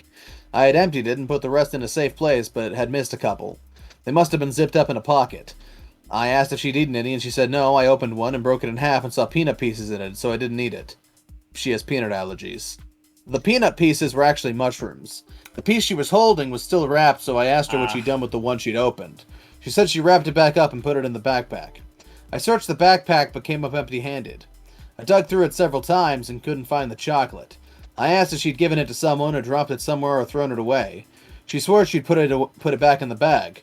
I was freaking the fuck out. There was a piece of mushroom-infused candy floating around the goddamn elementary school somewhere because of my fuck-up. What if some kid ate it, saw Jesus, and ended up in the emergency room? They would certainly tell the parents what they'd eaten and where they'd received it. It would be traced back to my daughter and then to me, and I'd be asked to explain why the candy made the kid see dragons before being charged with child endangerment or assault along with drug possession. It would be on the news. The community Facebook page would be a bottomless mine of outrage. My business would be done. Not to mention the guilt of knowing I'd caused a traumatic experience for the child. Fuck me. Fuck. I called my girlfriend and discussed how to handle it. We both agreed no kid was likely to consume the candy because it is pretty nasty. Dark chocolate with no sugar in it, plus it's filled with mushroom bits. Even we have to choke it down sometimes, so hopefully if a kid found it and took a bite, they'd just spit it out. Certainly not much chance they consume the entire piece, but still, this was not good. I went back to my child and begged her to confess if she'd given it to a friend. I told her it had fake sweeteners in it and would make them sick. She stuck to that story. I went to the backpack and searched again, and still no luck. Finally, I picked up a folder and shook it violently, and out the piece of chocolate flew. Immediately, I put it in a locked drawer and will never let this happen again. TLDR, I left mushroom chocolate in a backpack. My child borrowed the backpack, found the chocolate, and came home with only one of two pieces. The missing piece was later found, but not before I spent an hour imagining how my entire life was about to come crashing down. Small fuck up.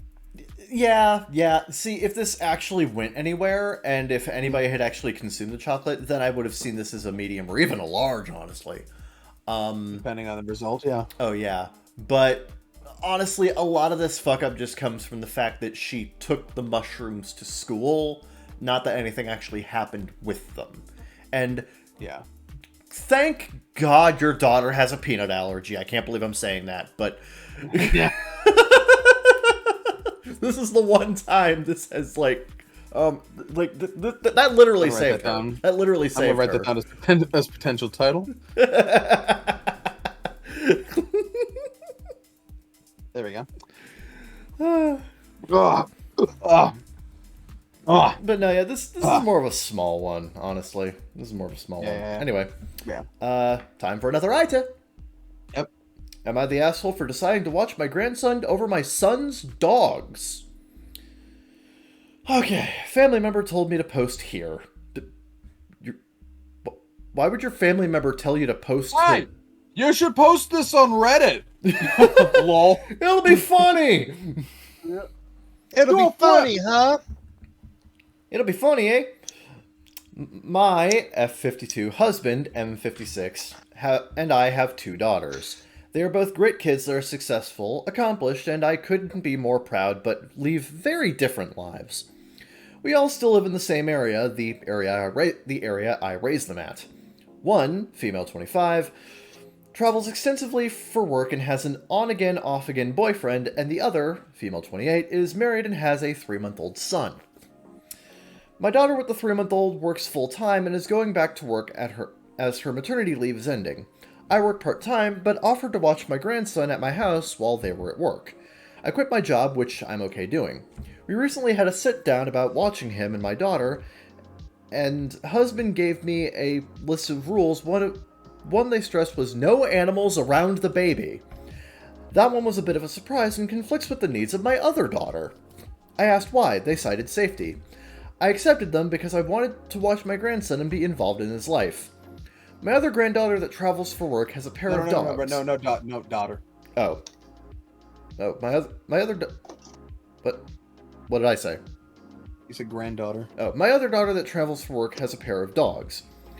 When she's out of town, she drops the dogs off with me. The dogs can be a bit rambunctious, but otherwise behaved. She is usually gone 3 days at a time, usually midweek. So the time that I watch the dogs would conflict with my grandson. I've been watching her dogs for 3 years. I've informed her that I want to watch my grandson, and because of that, I can't watch the dogs as much anymore. Well, she did not take that news well and flipped out. Says that it isn't fair that she now has to find other means to take care of the dogs and it is financially affecting her. I told her I can stop by and check on them in the evenings, but I won't have the time to properly take care of her dogs if they were left at her place. She hasn't spoken to me or her sister in the past week. So was I the asshole here? Okay. Well, Reddit thinks so. Should I read the top comment? Yeah, read the top comments. Several of the top comments seem to be highly gilded. Yes, they are. I'll just read these top 5. Sure. Number 1. Yes, you're the assholes for accepting an unreasonable condition to help one of your children at the expense of the other. Would your daughter really have found other accommodations to watch the baby if you stood fast on the no pets rule? Doubtful. Most animals get along well with children. If nothing else, you can find a way to keep them apart if need be. You chose the needs of one daughter over the other and seem surprised that she is upset about it. I have a feeling the daughter with the child knew that you watched these dogs, which is precisely why she made up this rule. You can and should tell this child that you have reconsidered and can't abide by the no pets rule, so she'll have to find other accommodations when you are going to watch the dogs or live with it. Don't be bullied by your daughter just because you want to see the grandchild. Number 2. Agree with this 100%. Baby daughter is manipulating you intentionally at the expense of dog daughter. You shouldn't allow this. They are not going to pay for expensive infant daycare when you are offering to watch their infant for free and even quit your job to do so.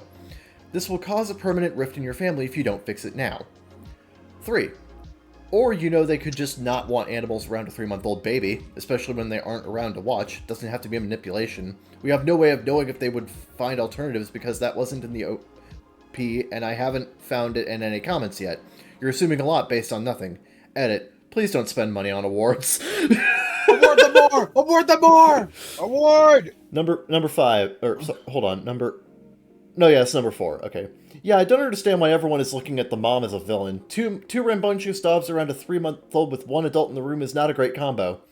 ETA. No, I agree, and especially did they say how large the dogs were? I missed that part. I don't think they did. I don't think they didn't specify.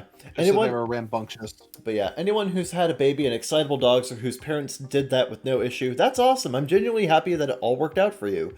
But there are plenty of people with the opposite experience too. It's not a situation everyone is skilled or competent enough to take on and acknowledge that doesn't take away from your positive experience. Child better than dog. Reddit is popular... Reddit is populated with 12-year-olds. Edit. The crazies are sending me suicide hotline information. You know who thinks shit like this is funny? Yep, 12-year-olds. Anyway, yeah. No, this is a situation where, you already had, a 3-year obligation to look after the dogs, and you took on a responsibility that clearly conflicted with the previous, Well, here's what I think. I think everyone has valid concerns here, but they're not trying hard enough to communicate with one another and come up with a solution to this. Yeah, this is just awful communication. I feel like there's a solution here somewhere that none of them have bothered trying to find. Yeah, so for that, I'm going to say everyone sucks here. Find a big... that's kind of what I'm... Whenever there's a breakdown in communication, that's a two-way street. Yeah. Like Well, in hire this case, a three-way street. like hire a babysitter, find a family friend or something. Like find someone else to look Or after even the just kid or find a way something. to keep them apart. Or even just find a way to keep them apart. Exactly. Like fucking communicate. Unless you live in a trailer, I can't imagine it's that hard to keep these things separate. Yeah, yeah. It's a fucking 3-month-old. All the kid is gonna do is like lay in one place, eat shit, and sleep. Okay, to clarify, there's a comma between eat and shit. Yeah, there is. A very Yeah. important comma. Like Very important. Comma. Punctuation Wait, is important, very people. prestigious. You said that so fast that I was confused for a second. But yeah, everyone sucks here. Yeah, everyone sucks here. Yeah. Fucking talk to one another. Yep. Alright, let's see here.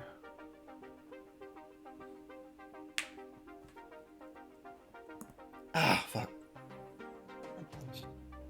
Am I the asshole for accidentally destroying someone's book?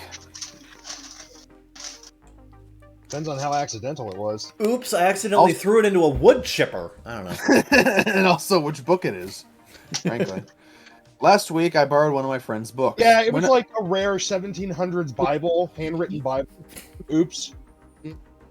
Last week, I borrowed one of my friend's books. We're not that close, but we both share a love of reading. Anyway, I was reading said books whilst in the bath last week. And it led to me accidentally dropping it into the tub. The pages are ruined, and the book has expanded quite a bit, but in my opinion, it's still readable.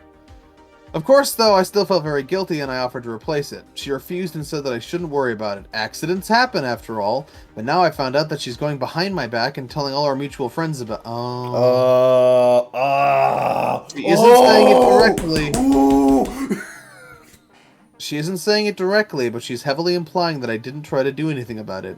I'm pretty sure I'm not the asshole, but some of my other friends say I should just be the bigger person and replace her book. However, I'm feeling quite hurt by her words, and I'm now very reluctant to purchase something for her. What should I do about it? Should I just ignore it, or just go ahead and buy her another book? Okay. This is crazy, because you were dumb, you did something dumb, but you tried to make up for it, you were denied, and then now she's spreading rumors behind your back about it. If you really want a tale of great revenge, next time you guys are at a social circle with those people, give her a replacement book and then be like, so I guess I'm not such an asshole, am I? I would still try to replace the book. I always would. Yeah. That's just me. Like if I destroy somebody's property, I always offer to replace it. And Well, she did, but... Well, and then I always do anyway, even if they say, oh no, I don't Yeah. it's fine. Like if there's like minor damage to like a really expensive piece of equipment, like maybe I won't replace it, but like if I flat out destroyed something or like did this like for a book which is like at most $40, I would just fucking replace it. Yeah, like you're just out of principle and say and then like why do I wouldn't even wait for them to say anything. I'd be like, so I'm gonna keep your book, but here's a new copy of it because I dropped your book in the tub. Sorry, no hard feelings. My bad. I fucked up. So here's the replacement. That's just me though. I'm very proactive about solving things like that. But I can't say you're the asshole because you tried. Yeah. Yeah. You tried. You offered to replace it, and your friend said no. So your friend's the asshole. Yeah. Yeah. But there are edits that I will not read. Okay. Edit. I've replied to a couple comments, but I think it's better if I just add everything here so everyone can have all the information.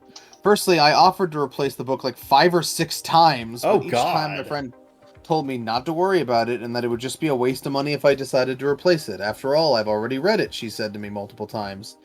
Regarding the bath controversy, I often read books in the bath to relax a bit in the evening. My friend knows this and even does it herself. I also mentioned that those were probably my plan. I mentioned that those were probably my plans. I said something like, oh, I can't wait to read this book in the bath later, and she didn't show any expression of discomfort whatsoever. In fact, she slightly encouraged me by saying something like, oh, I'm so jealous, I've got to work later, so I don't have time to relax. Jealous in like a friendly, joking way. Many people are wondering if the book was extra special in some way, including the fact that it's a book she bought for herself, and are also wondering what the book actually was, but no, it wasn't a special edition, nor was it sentimental. The book that I got wet was Open Water by Caleb Nelson, a beautiful urban fiction and romance book which deals with several important issues. I would recommend it. This may come across as defensive, but I truly don't believe the issue lies in me reading the book in the bathtub. My friend has also read books that I've lent her in the bath many times, and though it may seem like I'm careless with other people's books, this is the first time I've even slightly damaged one of her books. I truly did feel bad and insisted on replacing it multiple times, but each time she refused, so I just accepted it and moved on. So there was literally no problem, and your friend decided to make it a problem, even oh my fuck, Yeah. fuck your And friend. to make matters worse, Reddit thinks they're the asshole. What? Huh? Yes. Yes. How? I mean, if they had dropped their Kindle in the water, then I absolutely would have tried to, but They tried to replace it 6 times and were blown off every single time, and now their friend is like, oh, they never tried to replace it, going behind the... How is OP that? You owe her, top comment. You owe her a new book. You took a risk of someone else's property and destroyed it. You're the asshole for thinking you don't have to take responsibility to replace what you destroyed. But they didn't think that. They literally were trying to take responsibility and were told not to. That's the point! This is another case of Reddit being populated by people who failed basic reading comprehension in school.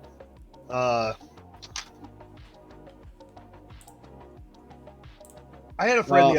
I had a friend the other day tell me that he doesn't trust anything Matt says, and yet he spends all of his time gaining his opinions.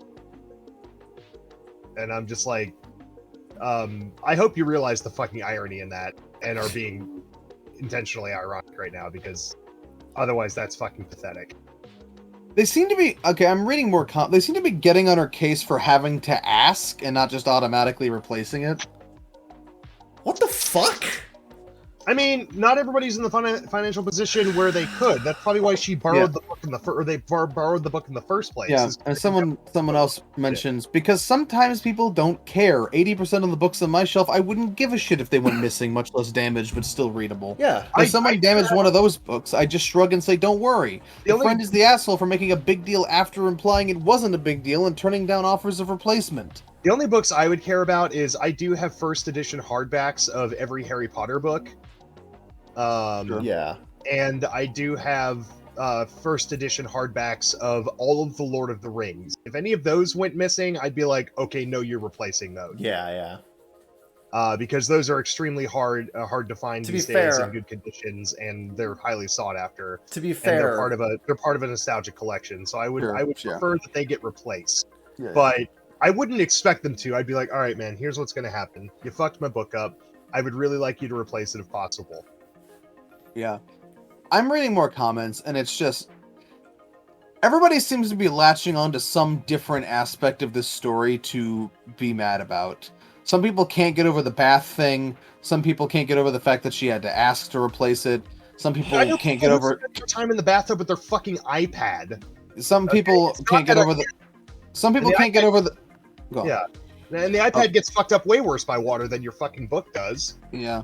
Some people can't get over the fact that she said it was still readable, even though she didn't tell her friend that. She just told Reddit that. So some people are just nitpicking the way she wrote it. This is one of those cases that to me seems fairly clear-cut, but depending on how fucking pedantic you are, you can interpret... Reddit is caught up on just, like, the dumbest fucking details on this one. Yeah, God. This is weirdly one of the posts where there is the least amount of consensus about this, because everyone is getting hung up on some aspect of this post. I feel like this shouldn't even be controversial. I feel like it's clear cut, but no. God. Well, I mean, yeah. You never, it takes all kinds to make a world. But my verdict is Including not a bunch the of asshole. really fucking dumb motherfuckers. Yeah, not the asshole. Oh my god. Let's see here.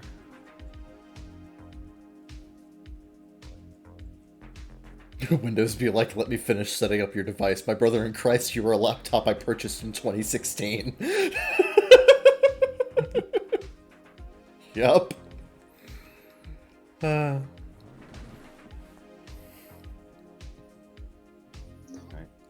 Copy. Paste. Ooh. Am I the asshole for asking my sister what the answer to a test question was while we were taking the test in class? You're probably an idiot. Depends. Did you get caught? I, 16M, was taking a test in one of my classes yesterday.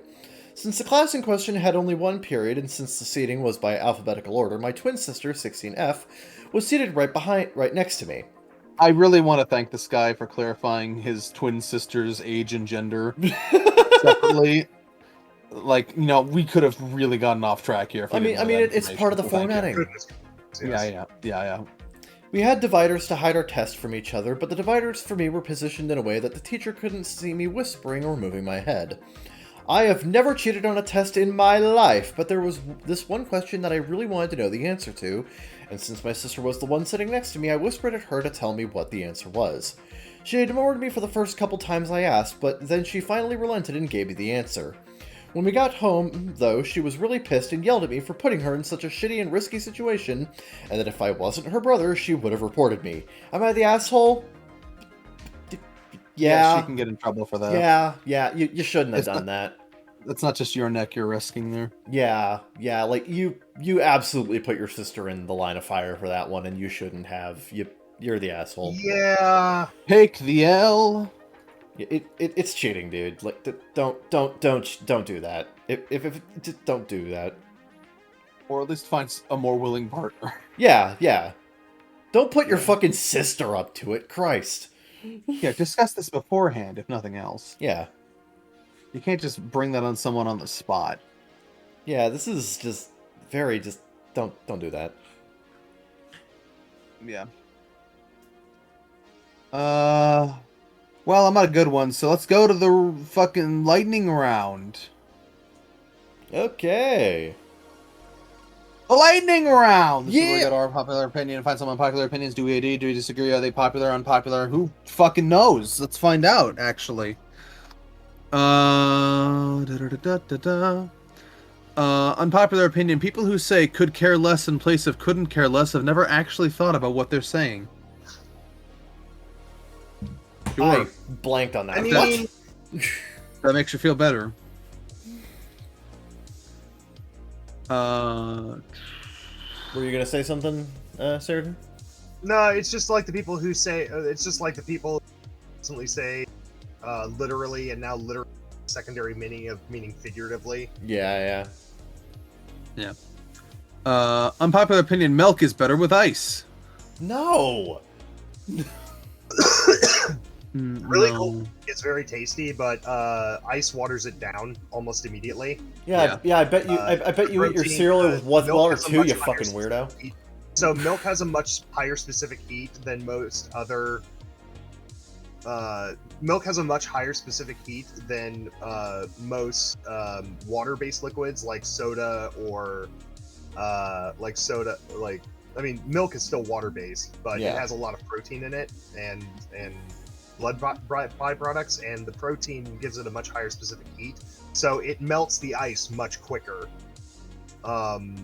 So what you end up with is watered down milk, and I guess if you like drinking really watered down milk, then sure, but like unless you like chug that shit, unless you absolutely chug that shit, you're just gonna end up with a lesser product. So I disagree.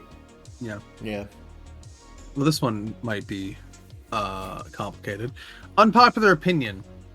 Most men are totally okay with waiting to have sex. The problem is we're so scared of being friend zoned we feel pressured to make moves on dates. If I go on a first date with a woman and she's beautiful, our personalities are clicking, and she tells me that she takes things slowly when it comes to intimacy, I respect that. I feel like most men would say, yeah, we can date and see where it goes naturally over time. You want to check out that pizza place this weekend?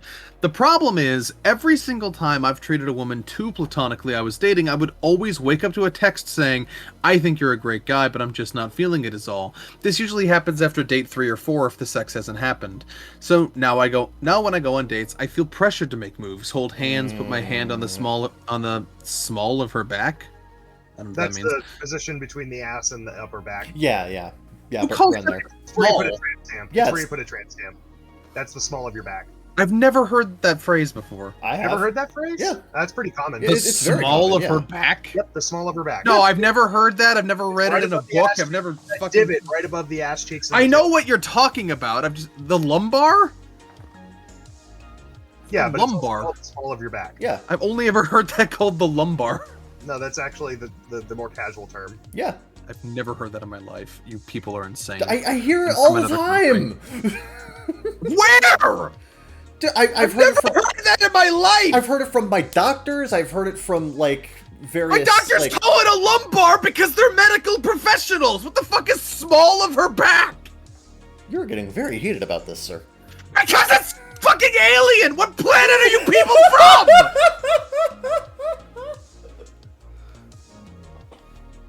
Put my hand on her lumbar, kiss / hopefully make out at the end, and try to get her back at my place by the third-ish date. There's a window of time to it. I think most men are not perverted horn dogs, but instead feel pressured to make moves, or else she just moves on.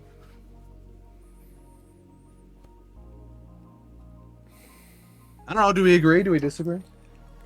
I mean, Am I gonna get a text in 1 second telling me to calm down? I mean, that's certainly a. I mean, that's certainly a like a. That seems just like more of a general social problem. Yeah. Sorry, I mean, I can see that certainly happening with people. I just like it's just not like. I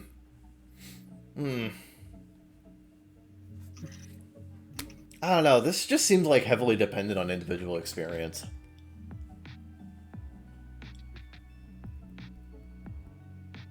Hello? Yeah, sorry, I had to fucking text my sister because she's telling me to stop yelling. Yeah, not surprising. Stop yelling at me or I'm gonna yell back. I wasn't yelling at you to start with. You're You are literally- yelling. Stop it. Stop I'm it. not. Stop doing it. I'm I'm not. gonna fucking slit your throat. Jesus Christ. Your sister's gonna text you again. Stop egging me on. Okay. All right. In my experience, okay, I'm reading the top comment. In my experience, there's two types of women. A, wants to move a little more slowly and gets turned off if the guy pushes for sex too soon. B, wants sex fairly soon in order to gauge compatibility in that department and gets turned off if a guy waits too long to make a move. And they both usually leave it to the guy to figure out which one they are, because for some reason open communication is taboo or unsexy. I have no idea. I think that guy's got it down. Honestly. That's really, I think, the crux of it, is that there's two kinds of people and nobody wants to tell you who they are up front. Yeah. Yeah, you know, I'll give that an upvote. I will upvote that.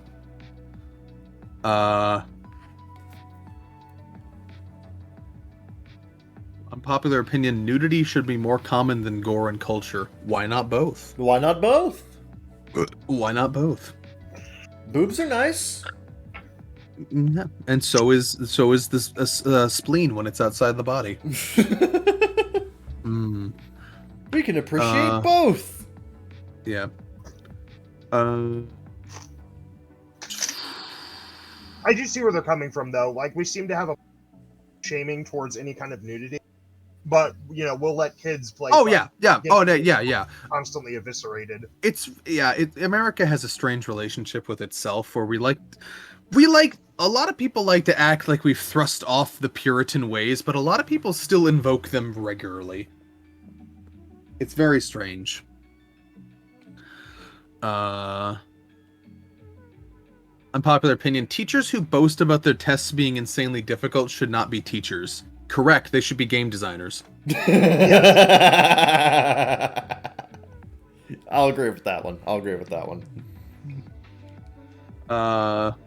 Unpopular opinion, chocolate and fruit do not go together. It's a really gross pairing. We have had this. I like, disagree. 3 different I times. love orange and chocolate is dope. I love it. Dude, chocolate and strawberries. This guy knows what he's talking about. Yeah. Candied apples. Yeah. Well, that's not chocolate, but You can put chocolate on an apple. It's still a form of candy. I don't know. I feel like caramel is the better option. I It don't is. know. It definitely is. But still, Yeah, it doesn't taste yeah, bad. Probably not. Unpopular opinion, it is not coddling for families to stick together as a cohesive unit across generations. That's exactly how wealthy families operate. Yes, and it's normal in most parts of the world. Yeah. The idea of moving out when you're 18 and having separate nuclear family units is a very post World War II America thing. Post World And War it- II American individualism. It was yeah. not. It was not a thing beforehand, and it has not been a thing for decades. Yep. Or at least it shouldn't be. Or at least it's been too hard to be realistically feasible. Anyway. Unpopular opinion, Halloween should be moved to the last Friday in October. No, there's such a sanctimoniousness around the 31st Yeah. as like a date. Yeah. And plus, think about how many fucking TV specials you'd ruin by changing it now. Exactly. Like, come on. Yeah. No, I disagree. Besides, like, This is probably some fucking parent complaining about bullshit. besides, like, it creates a flow with the last few months of the year because, like, you know, you got all of October for Halloween, you got Yep. most of November for, you know, Thanksgiving and the lead up to Christmas, and then you got all of December for Christmas. Like, it's perfect. It flows. Like, they flow so neatly into each other. Don't fuck it up. Unpopular opinion, pretending to be happy on the internet and then being mad that people didn't realize you were secretly suffering is incredibly stupid. I don't know, stop talking to 12-year-olds and that'll happen less. Yeah, seriously. Yeah, get off of Mino and it'll happen less. Yes, the problem is you are talking to teenagers, and, yeah, don't do that. Yeah, or at least be prepared for that. Yeah. Jeez. Unpopular opinion, knitting is a very cool hobby. That's unpopular? I feel like everyone... He's a knitter! I feel like you tell anyone you knit and people go, ooh, I see, that's cool. Yeah, Yeah, it's kind of there's a lot of like football players and stuff who like do crochet or like they won't ever talk about it. It's like the least masculine thing imaginable. But there's a lot of like football players and like people who like do very stressful things for a living and very physically demanding things for a living, and they're constantly going on adrenaline, and they will pick up knitting or crochet or needlework as a fucking hobby because it's extremely therapeutic and just slow and calming. Also, people love to create stuff. Men like to do two things: they like to create and they like to destroy. And Sure. Obviously, society tries to cultivate one and decultivate the other. But dudes like to create stuff, like whether it's carpentry or needlework or Legos. One of the reasons Legos are boys. Or building all of Midgard and Minecraft. Yeah, exactly. This is why Minecraft is so explosively popular. And this is also why Legos have remained like one of the few viable physical toys that's still in existence in the world. Because, especially with boys, is that boys love to create stuff. Yep. And so like it can be very therapeutic and satisfying to do knitting. So if you're a knitter out there, remember that some of the most hardened men on earth, are modern day gladiators. So of your ilk. Sure. So no shame. Yeah. Unpopular opinion, the concept of asking the artist if you're allowed to use their style is utterly stupid. Yeah. Their style? Yeah, it's this stupid. It's Zoomer shit. Always asking permission for things. It's annoying. Yeah, that's a couple steps too far for me, buddy. Well, there's also something to be said. Like, none of the great artists of our time ever got to, art is inherently derivative.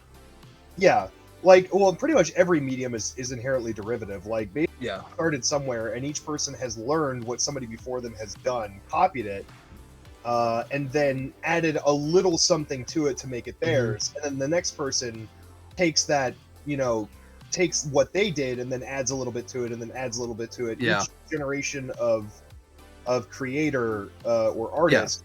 Yeah, that goes for everything. That goes for art and writing and music. It's film, everything. Yeah. So yeah, it's dumb, and like nobody has a claim to styles, yet. I mean, until corporations force it. But yeah. How many people like do online animations that look almost exactly like what Stamper does? Yeah. Like that is just Stamper probably doesn't fucking care. No, Stamper doesn't give a fuck. In fact, most artists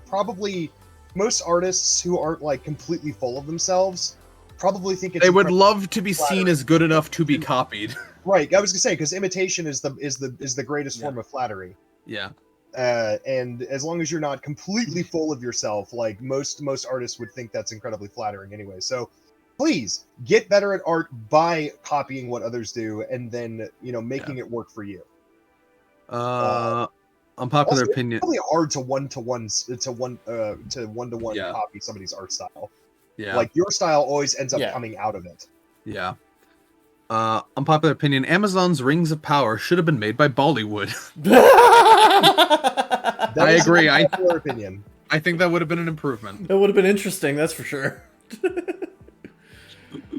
I mean, I disagree, but I agree, but only ironically. Yeah, I was gonna say I agree, but only ironically. Yeah. So basically, I disagree. But unpopular opinion. I prefer eating apples with the seeds. That's poison, my dude. That's poison. It's poison, my dude. It's poison. You should stop doing that. Yeah, so is alcohol. Yeah. I guess. Yeah. Let's see here. I mean, I enjoy eating bananas, and those literally. So. Let's see here. Oh, banana. Monkey. You saved me. Why? Monkey.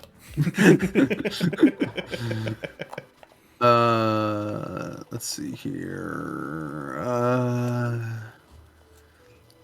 Unpopular opinion, peeling clementines in public is disrespectful. Every Japanese anime ever where somebody's sick is incredibly disrespectful. I want to know what fucking culture this person is from where they think this. Oh my god. I don't. Why is this a thing? Eyes rolling into the back of my head. Yep. Yeah, some of these are just like, Unpopular opinion, Eggs Benedict is assembled wrong. It's a wonderful tasting dish, but the whole point is to get the runny yolk down into the bread. By placing a slab of impervious meat in between, the yolk ends up on the plate instead. Also, cutting through the meat layer crushes the English muffin. I propose the proper assembly of the dish should be Canadian bacon down first, then muffin, then egg, and then hollandaise on top. I mean, you're not wrong. Bob Evans still makes Eggs Benedict correctly, and they're about the only fucking restaurant in existence that still makes Eggs Benedict correctly. Mm-hmm. But that means you have to go to Bob Evans. You're right. It's bad form to lick a plate in a restaurant. What do you think about the way meatball sandwiches are made? I contend putting sauce first on the bread is wrong. It should be cheese first to prevent the bread from getting soggy.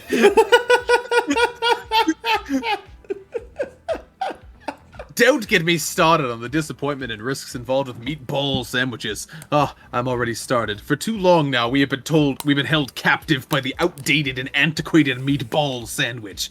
But fear not. For I bring you the revolutionary concept of the meat disc sandwich. Not only does the flat disc-like shape provide a more stable base of your sandwich, reducing the risk of structural collapse and making it easier to handle, but it also offers a larger surface area of sauce-to-meat ratio, providing a more flavorful and satisfying bite.